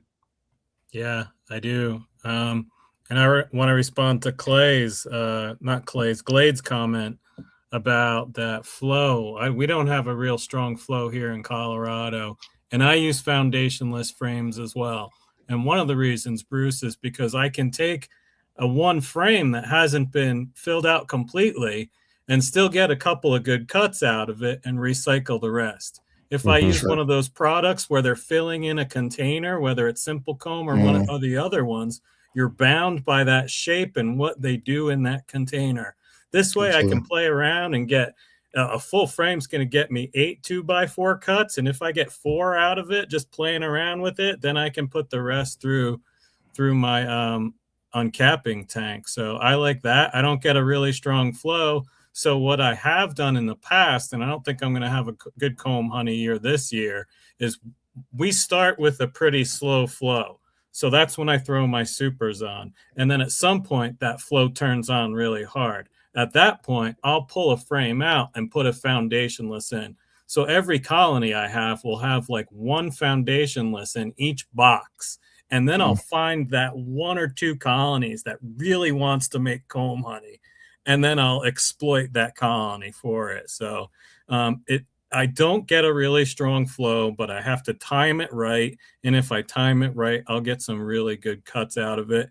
And I can't dedicate an entire box to comb honey. It's just not the way it's going to work. So that's helped me out. And I'll say, Bruce, you've got enough colonies that you can dedicate 2 or 3 to a little comb honey experiment and not have to worry about the liquid honey.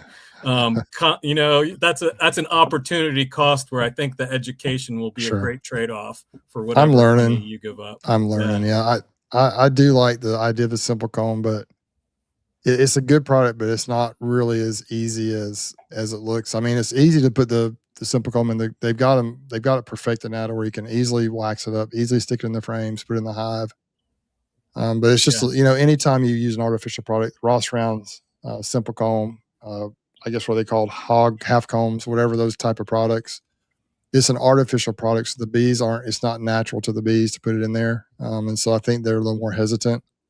Whereas I feel like with just straight up cut comb, it's just they're building out their comb like they would naturally do it in a tree or in a wall or in your hive otherwise. And so I feel like it's a little more natural to them to do that. But I don't know. I've never done it this way before. Now my partner that we harvest honey together at Rusty's place over there at Rancan Bee Ranch down in Hartford. He's done some cut comb in the past, and what he does is he takes deep frames and he cuts foundation in half or thirds. I think it's half. Puts it right in the middle of the frame, and then he puts it. I guess if he's wanting to make comb honey, he puts it over the excluder, and then they just fill that in. The middle they just fill in with regular honey, like capped honey, and then on the outside they fill in this space, and it's just beautiful. And then he just cuts out those sections, over there, and then he just spins the other part, the rest of the frame with the foundation in out in the extractor. And he's done that a time or two. That sounds very familiar. Yeah. But yeah, that's one way to do it as well. I've But I been like doing the that idea. for many years. I like these 21st B frames, the Infinity frames. They're built just perfect for 4x4 frames of cut comb or of cut comb. I have so a box of those I'm going to use this year. So I'm hoping they'll work out good. Have you tried Brad? Have you tried the standard frames, or just the cut comb ones or the comb honey ones? No, someone sent me a box of the comb honey frames to try. I will tell you guys, I'm not sure if any guys have tried the frames from Infinity Frames. They are super heavy duty, and this is my first time trying the comb honey ones. But last year I just ordered a box of 10 frames of the mediums from him for honey, and I put them on a hive. Probably it was as the flow was starting to trickle down a little bit here, and those bees drew those frames out so fast. It's faster than I've ever seen them draw frames out before. And we actually harvested a box of honey off of a hive. It was really too late to put them on. But something about the way he does the wax, it's a little bit of a different process. The way he sprays it on, it feels completely different. And he orders his wax all from Europe. It's all he does that because it's something about the way they treat. Some of the treatments with things we use. I'm not sure why he does it, but he orders. It's just pretty amazing what he does, and they are super expensive, but and they're really heavy duty. So they're real heavy. The boxes are heavier.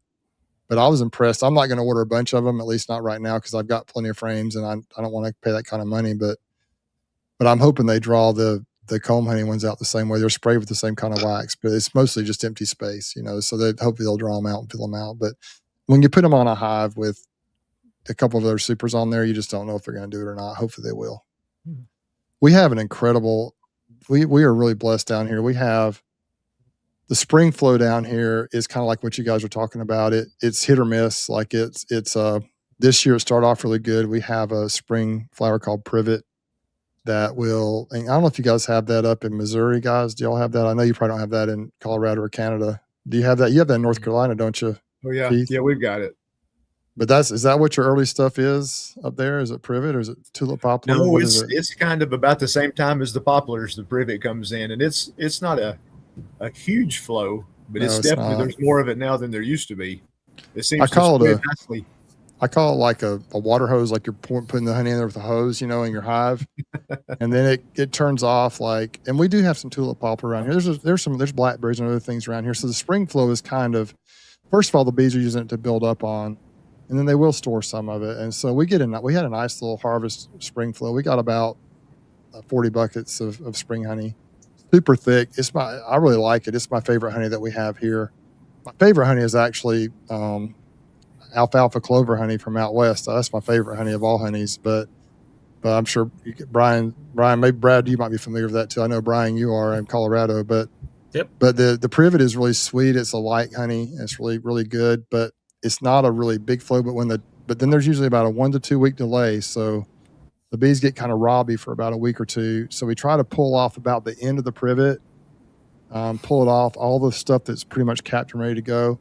No issues with water content. Ours was 16% this year, which is unheard of down here. It was crazy how 16 to 17%, it was nuts. So then now they're putting in the tallow, the Chinese tallow. It's also known as popcorn trees around here. But it is I compare it to like a fire hose. Now it's been raining a lot, so they haven't been able, hopefully they're still packing it in, but during a good strong tallow flow, you can almost stack the supers on as fast as you want. You put a super on, it's full in a week, in just a few days. And so that's where we get the lion's share of our honey from down here. A majority, at least in my case, most of it is probably that tallow honey that we get. It's a little bit of a darker color, amber color. A little bit of a stronger flavor. It's sweet, but it's a little bit of a different taste. But people love it. They just eat it up.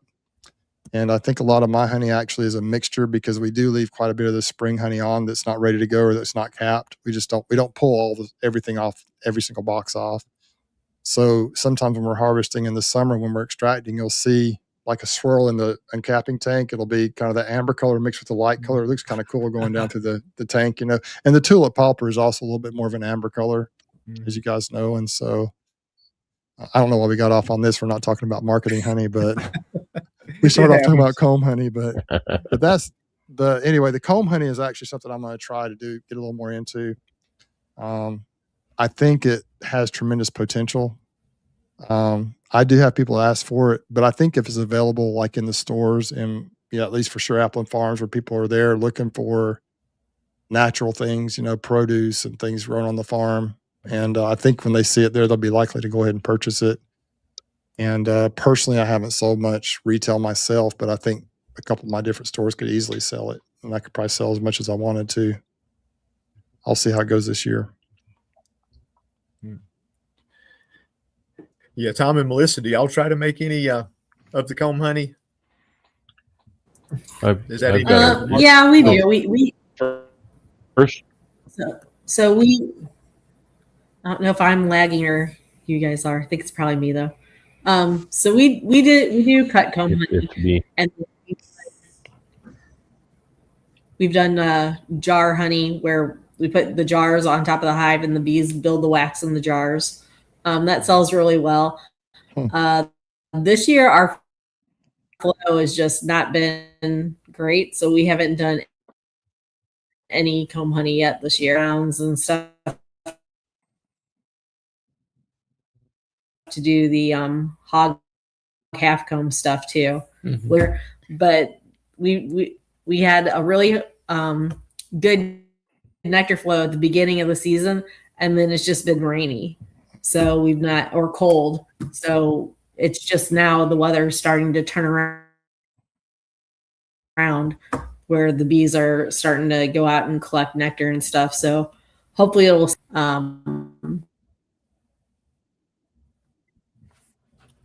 put any cut comb on there. And we don't get a lot of requests for it, but we get a decent amount until people started seeing it on our table. And the one thing that always is interesting to me is a lot of kids want the cut comb honey. Yep. It's not so much the always amazes me because our 4x4 cut comb we sell for $20, and those kids will slap that $20 bill down and walk away with a smile on their face. So that's always kind of surprises me sometimes. Like Bryan said, you really need to have internet TikTok heroes that eat it, and they have to have it.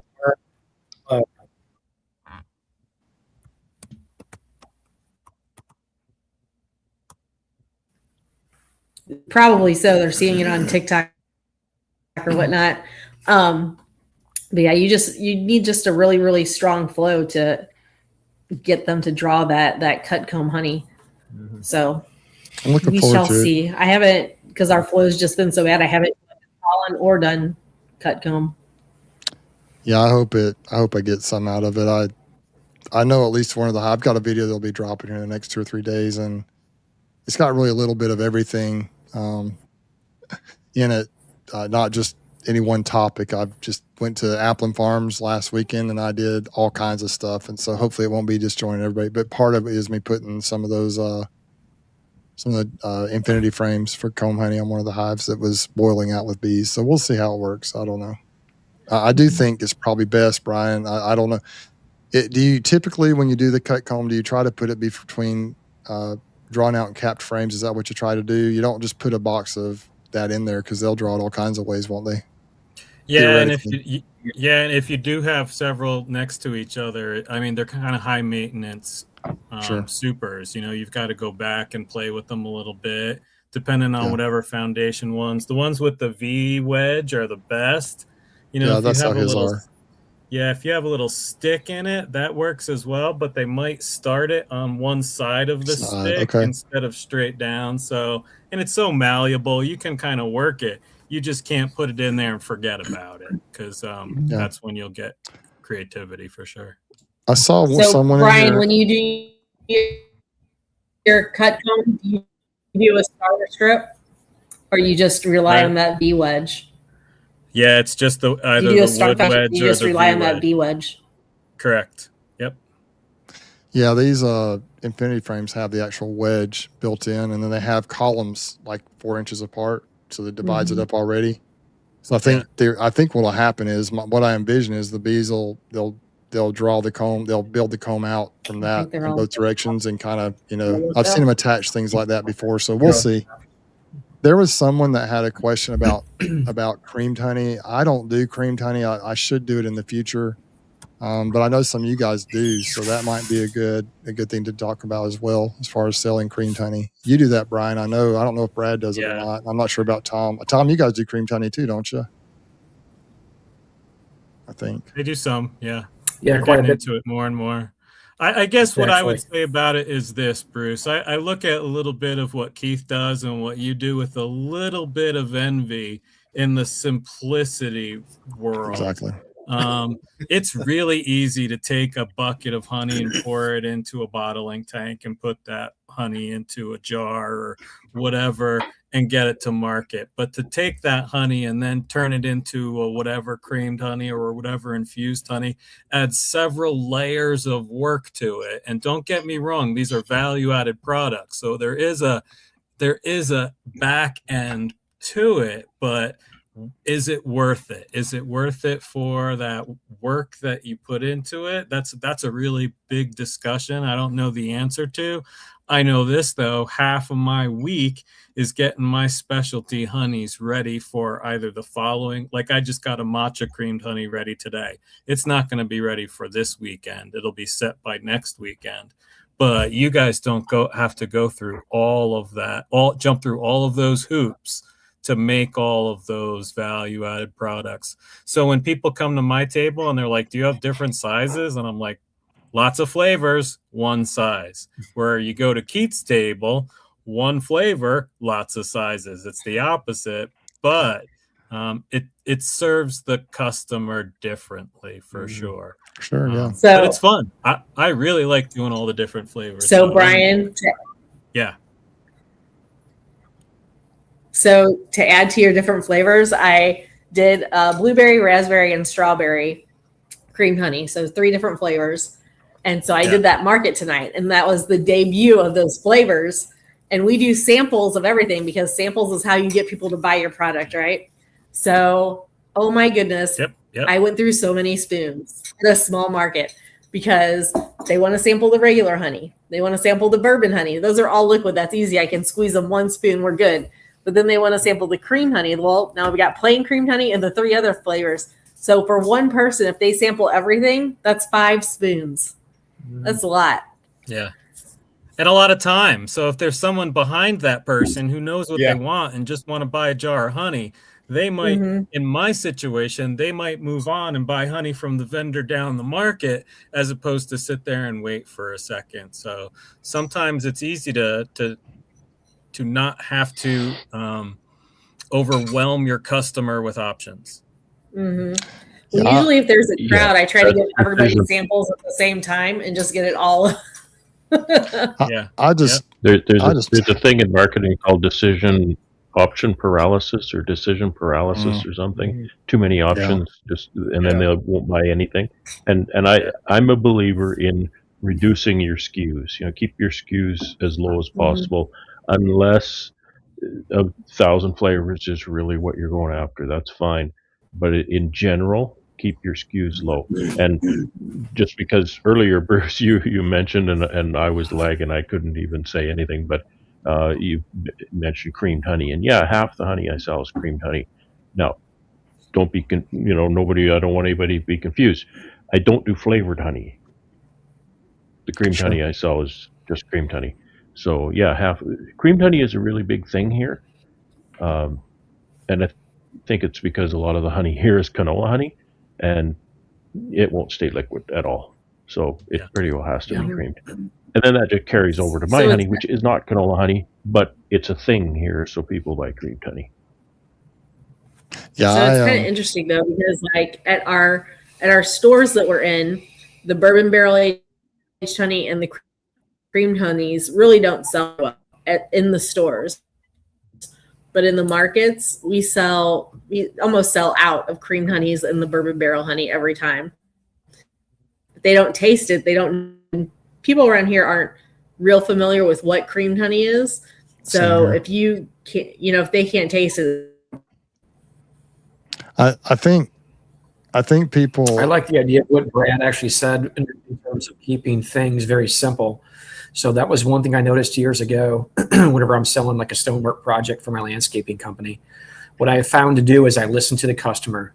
I don't send them to the landscape supply place because I'm telling you what, the variations of different methods that can be installed, the color schemes, the block sizes are absolutely overwhelming. And what tends to happen is it drives me absolutely crazy because I have to work 8 different angles, 100 different emails just to get one thing down. So what I found is I listen to the customer, try to find out what they like or what they're looking for, and I offer about 3 options. Now, Melissa did make a few different flavors of cream to honey as far as that goes. My goal or my thought was we were only going to offer a couple because I don't want to batch as many as like what Brian's doing, just because much like what Melissa said here, she gave out 5 different samples. So it almost seems like for what we're doing here, the reality one simple sale. So everything when it comes to that. So I would tell everybody to choose their methods. You know, we've kind of just focused on plain creamed honey for the last, I don't know, 3 years now, and just trying to get that down pat and just trying to keep it simple. So I guess if Melissa decides to go ahead and batch several different ones, she's going to have a good time with that. So me, I'm not that patient. I might just do like a rotation, do like 3 at a time and rotate the flavors. Yeah. I think it's fun though that you can get really creative and it gets really fun, and you have customers coming back wanting to try new flavors. And I'll say the farmers market is the right environment for the non-traditional, the flavored honeys, the infused honeys, giving people that tasting experience. That is the right environment for those kind of products. So if you have that environment, I think you can move a lot of those products. If you're like Bruce, where you're selling honey in a store quite a bit and tasting that product isn't really part of that experience, I think it's going to be much harder to move a product like that. Like peach habanero. Well, that sounds really interesting. I'm not sure I want to drop $12 on that jar just to try it, though. But at the farmer's market, when you try it, then you're like, okay, now I know it's worth $12. Go ahead, Bruce. You can't do limited runs either. You can't do limited runs, and you can't do float a balloon, right? I'm going to make a kind of a medium-sized batch of something or other and take it to this market and see how it goes. You can't do that in a store. Or that, you know, you keep changing SKUs and setting things up and making retailers set up new products all the time. They're going to kick you. They don't want that. Yeah, keep it simple. And that's where I miss markets, because I do have ideas. I have ideas of things I want to do. Oh, I want to make this kind of a honey. And then I think, oh, how in the world am I ever going to sell that? I can't sell that because my delivery customers, they don't know about it. My farm gate customers, they don't know about it. They're not going to come here and say, hey, I've got a new thing and going to buy it. That's probably not going to happen either. I need a really good self-service little kiosk in my yard. I've dreamed about that for years and I've never built one. So I think that's Jace. He wants to know what creamed honey is. Creamed honey is basically granulated honey. Crystallized honey that you've made, ground the crystals down into a really fine paste. It's spreadable. It's basically crystallized spreadable honey. Yeah, I have. You mentioned, Brad, the self-serve. I've got a self-serve box. It's not whipped honey. It's not whipped honey. Whipped honey is a completely different product. What was it? Whipped Bruce? Honey introduces air into honey. Creamed honey, there's no air. Melissa's about 5 minutes behind in the stream, I think. Yeah, I've got a little self-serve honor box at my house that I sell. I've sold thousands of dollars out of that thing. I just have it set up. It's basically I took a deep box, wax dip box that I dipped years ago, turn it on its side, put a shelf in it, and I sell 2 pound, 1 pound, and I usually have a bottle of hot honey in there or 2. And I have a I have the pricing on there, and then I have a little box where people can drop their money or a Venmo little link. And so that thing, people just, they stop by there, they take the honey, they send me the money, or they put it in the box. And I mean, I just almost every day I'll sell at least a bottle. Sometimes the whole thing's empty. If that thing is completely cleaned out from the 2 pound and 1 pound, it's $100 that, you know, so it's kind of, Wow. it has been really cool. And I live in a neighborhood here. It's not a highfalutin fancy neighborhood. It's not a poor neighborhood. It's just a middle class neighborhood. And people have been really honest, haven't had any real problems with it being stolen. And we've had it up there since probably 2020 or 2021. And honestly, that thing's probably brought in just thousands of dollars over the years. This just brings in almost every day we make, you know, most of the time 2 or 3 bottles are missing almost every day. Some days just 1, some days more, but that's a typical thing, is a couple 3 bottles will disappear every day pretty much. So it's pretty neat. I have a pickup shelf. It's actually bigger than what you were talking about. I have my pails on there and jars and whatnot. Okay. Yeah. It's kind of at my back door, and I live in the country. So you have to come up on my deck, around the back of the house to the back door. I just kind of train my regular customers when they come pick up. I'll just tell them, if I'm not, you know, if I'm not here, or you come and I'm not at the house, or you can't find me, help yourself, and then just, you know, e-transfer. You talk about Venmo, we call it e-transfer, the money for the honey, or have a coffee can sitting in the back. They can stick something in the coffee can. And you know, I certainly don't sell the amount that you're talking about, but it does help, and it helps me too. Somebody shows up, I want a pail, I want a jar, I just go over and pick it up off of that shelf. So it's largely for my convenience, really. Well, any odd sizes or odd amounts, like if someone wants 10 quart jars or whatever, then I'll just put them on the front porch with an envelope. They can put the money in the envelope, or even Venmo me or whatever, and then they pick it up there, just pulling in my driveway. But I've got a privacy. I live on a corner lot, and so the front of my house faces one way, but we have a privacy fence back on the side of our house, and so I just basically fasten that thing to the privacy fence, and so people see it when they drive by. I also put it on Google Maps. I put my little Bruce's Bees on there, and so people find it. Sometimes I have people like, "We're so glad we found you. We just looked on Google for local honey, and it popped up." So I've had I get that a lot too. That way. People just driving through, and it's on Google, and so they type in local honey, and I have it pinned as local honey - Bruce's Bees, and so people find it and like, "Oh, I can go there," and they drive right to it. The picture on Google is of my honey box, and they just grab it. And so far, I've been really fortunate that nobody, I mean, we may have had, I don't even know if we've had 10 bottles stolen in the last 6 or 7 years. I'm not even sure if we've had that many stolen, but if so, it's been extremely minimal. And some people, you know, if I charge $16 for a 2 pound or $9 for a 1 pound, they'll put like $20 in there for a 2 pound. So, you know, I get tips or whatever. Sometimes people just put a little bit extra in there. So we actually make more on our honey out there than we do when I sell it other ways. But anyway, awesome. It's just kind of a fun thing to do. And it's really helped us, because we used to try to always coordinate when I didn't sell as much honey, when I didn't have as much. Like people would say, we need honey. So we'd try and meet them. We'd have to try and be home and give them the honey, and, you know, and everything. And then we started sitting out on the front porch. Yeah. But this way, you don't have to know people, or, you know, they don't have to know you have honey. They can just pull up to the box. It spreads word of mouth. And if ever anyone asks me where they can get my honey, I say, well, I've got a list on my phone, and it has all the stores that I sell it at and locations, like, you know, Malvern, you know, Johnson's Meats, Pert Farms, and Atham Farms. You know, Dothan, I have the different stores. Enterprise, I have the different stores listed. And then on the bottom of it, I say, and there's a self-serve box at my house. And depending on the person, if I know them, I'll put my address. If I don't, I'll say, contact me for more info. You know, if you're interested in coming picking up at my house in Dothan. And so, with my phone number. And so I'll put on Facebook, if someone says, where can I find local honey? I'll say, I have plenty available, DM me or whatever. And then I send them that list. And so I've sold quite a bit just by sending them that information. Because if they don't, I don't care if they buy from me or from my store, you know, from my stores. I just want them to have honey. And so if I can direct them to 10 different stores where they can buy and sell my honey, I'm just totally fine with that, as opposed to trying to sell it from my own location here. It works out good for me, because that's just more money in my bank, as people, purchase it wherever they purchase it. There's I'm not a lot of stores sell. So, sorry, I think I must be lagging too.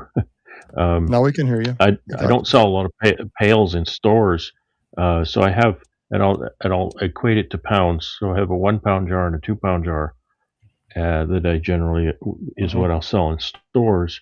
Me too. And then I have my pails, so there'd be like 6.5, 11 pounds, and I actually have a big giant pail that's 33 pounds that some people buy. And I don't ever sell a 1 pound jar at home. I rarely sell a 2 pound jar at home. Almost always will I sell pails because I'm rural. People have to drive here, and they're driving a little ways to come here, and they're going to buy, 6.5 pounds or 11 pounds at a time if they come here. Almost always pails at home when people come for pickup. So it's a little bit different, a little less volume customers, and a little larger containers. Yeah. Well, hey Galloway, how you doing? Good. Just thought I'd get on. Somebody wanted to see the lights. Well, we're getting ready to shut this thing down, so you're just in time. Yeah. So I got my bees doing a demo ray, and I decided to make the top box the glass hive this time, so I can watch to see if they draw out any swarm cells. And it's been like 2 days, and so far, no swarm cells on the outside frames that I put that had all the young brood on it. There may be some hidden in the center, but I thought this would be a way to catch them in the act and get some activity. So I put all the dud frames on the center that have boring stuff. This is all the brood on the outside. Pretty cool. Yep. Well, and then we got folks, the end frames are kind of boring. You can't really see in there.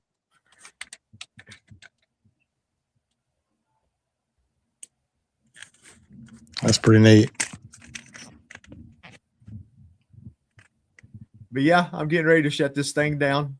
I appreciate all y'all popping in tonight and talking about marketing. I'm still not sure that we turned over all the rocks, Brian. What do you think? We got a few more. Never. Yeah. We didn't even get to talk about branding some more or farmers market calamities. What if you've learned anything new this year? We might have to have a part 3. You bet. But we've had a good turnout tonight. I think folks have enjoyed it. I know they liked the last one that we had. Well, thanks, Joey. What was nice about tonight was that theme of wholesale, that kind of transition of retail to wholesale. And to wrap things up, I want to just kind of talk about overhead. There's overhead to everything, whether you're selling in a store that you open, whether you're selling at a farmer's market, there's overhead. You have to pay those people that are organizing that event. You have to buy the tent. You have to spend that Saturday in a parking lot or in a street somewhere. So there's the investment of time as well at some point. And what's great about the farmers markets is you get that top shelf retail price. However, at some point, you've got to make a decision like Bruce. You've got too many buckets of honey you don't know what to do with. You've got to decide how you're going to move that honey. And looking at wholesale as an option is a smart way to do it because it reduces wholesale or it reduces that overhead tremendously. I had this conversation with Tom and Melissa, that idea of, you can go to a market and get this much for your honey, or you can get this much 75% of that retail market price, but not spend a Saturday there at the market. And if you sell it in a bucket to one person in one sale, that is so much in savings of time. So if you scale up to a point where you need more time in the bee yard and you don't have any more time to sell your honey at a farmer's market, looking at those wholesale options, whether it be selling the stores or in buckets, is a great way to consider your options for your sideliner business. Yep. Yeah, I totally agree. Right when I first started getting into the farmers markets, and then I had a really good year, and I was like Bruce on a smaller scale. I had lots of buckets of honey sitting around, and I sold quite a few to a mead maker. But then I actually found out that I could have sold those at retail and not panic wasn't the right word, but I thought I would never sell all that honey. I mean, the garage was full, and now I know I can sell it at retail, and Sure. And more than double my money per bucket than what I could get to the mead maker. So, but then it's my time, like you said, Yeah. Bryan. So do I want to sit at the market that many more days? So that's a Yeah. decision. That's a decision you have to make. I'd be careful too about panicking about getting rid of honey. That's something I think a lot of new beekeepers do. They want to make sure all their honey is gone as fast as possible. But what I found over the years is that, you know, when everyone else runs out of honey and you're not out of honey, that's an advantage, because, you know, everybody else is like, they're looking for local honey, and it's February or March and they can't find it anywhere. Sure, I've got honey for you. And then they'll become a customer of yours, you know, long term, lots of times. And honestly, if people are buying, you know, honey from their friend who's a beekeeper, or their friends giving them honey in the summer or fall until they run out, that's totally fine with me too. Go back to them if you want to. I feel like people should be loyal to their sellers and to their customers, and so I don't have a problem with them just going back. But I'm here for you if you need me. And I think a lot of people, when they do that, if they find out that I can provide honey for them anytime, they come back to me as well. So I think it's an advantage not to worry. Don't panic if you have honey left over. And even if it goes into the next year, you might have a bad year where you're low on honey. You know, like it's raining a lot here now, so I'm not sure if I'm going to get the harvest I had last year. So if I had some left over from last year, I can kind of help buffer that low. You know, every year is not going to be a perfect record year, and so if you have a little left over, just use that against the next year if you're not quite as successful. And so that's just the way I used to panic. I thought, how can I ever get rid of this? And now I'm like, it'll just sell somehow. It just always seems to, or it will over time for sure. Yeah. That's kind of the progression I made. So yeah, it will sell. So, but I want to take a quick minute here and thank all the people for the super chats. Feathers, I appreciate that super chat. Rob, I appreciate that $10. I don't know how to say this name, but they're out of Canada, and I do appreciate that. Anybody got an idea how to say that? Ovidilanica. Works for me, but I appreciate it. Yeah, they're not from Yadkin County. Joey, I appreciate that, Joey. Bruce, man, you didn't have to do that. I appreciate you coming on. I need to be paying you. No, not at all. And Eric, thank you guys so much for that. You know, y'all just being here means a lot to me, but the super chat, that's pretty cool. So, but yeah, Bryan, I think you've convinced we might have to have a part 3. Keith, thanks for hosting tonight. Appreciate it. Yeah, this has been fun. I appreciate you guys coming on. So much knowledge and different, you know, the wholesale piece of it. Like you say, Bryan, that was something we didn't have a lot of the last one in part 1. So that brought a whole new perspective to things. So thanks to you, Bryan and Brad and Bruce and Tom and Melissa and Galloway for popping in at the end. And all you folks over in the chat, I appreciate you guys so much for coming, guys and gals. We couldn't do this if it wasn't for y'all. It means a lot for y'all to be here. So until next week, y'all have a good week. If you need rain, I hope you get some. If you don't need any rain, I hope it dries out. And I hope your bees are well. And we will see y'all next week. Take care. Night all. Take care. Night, everybody.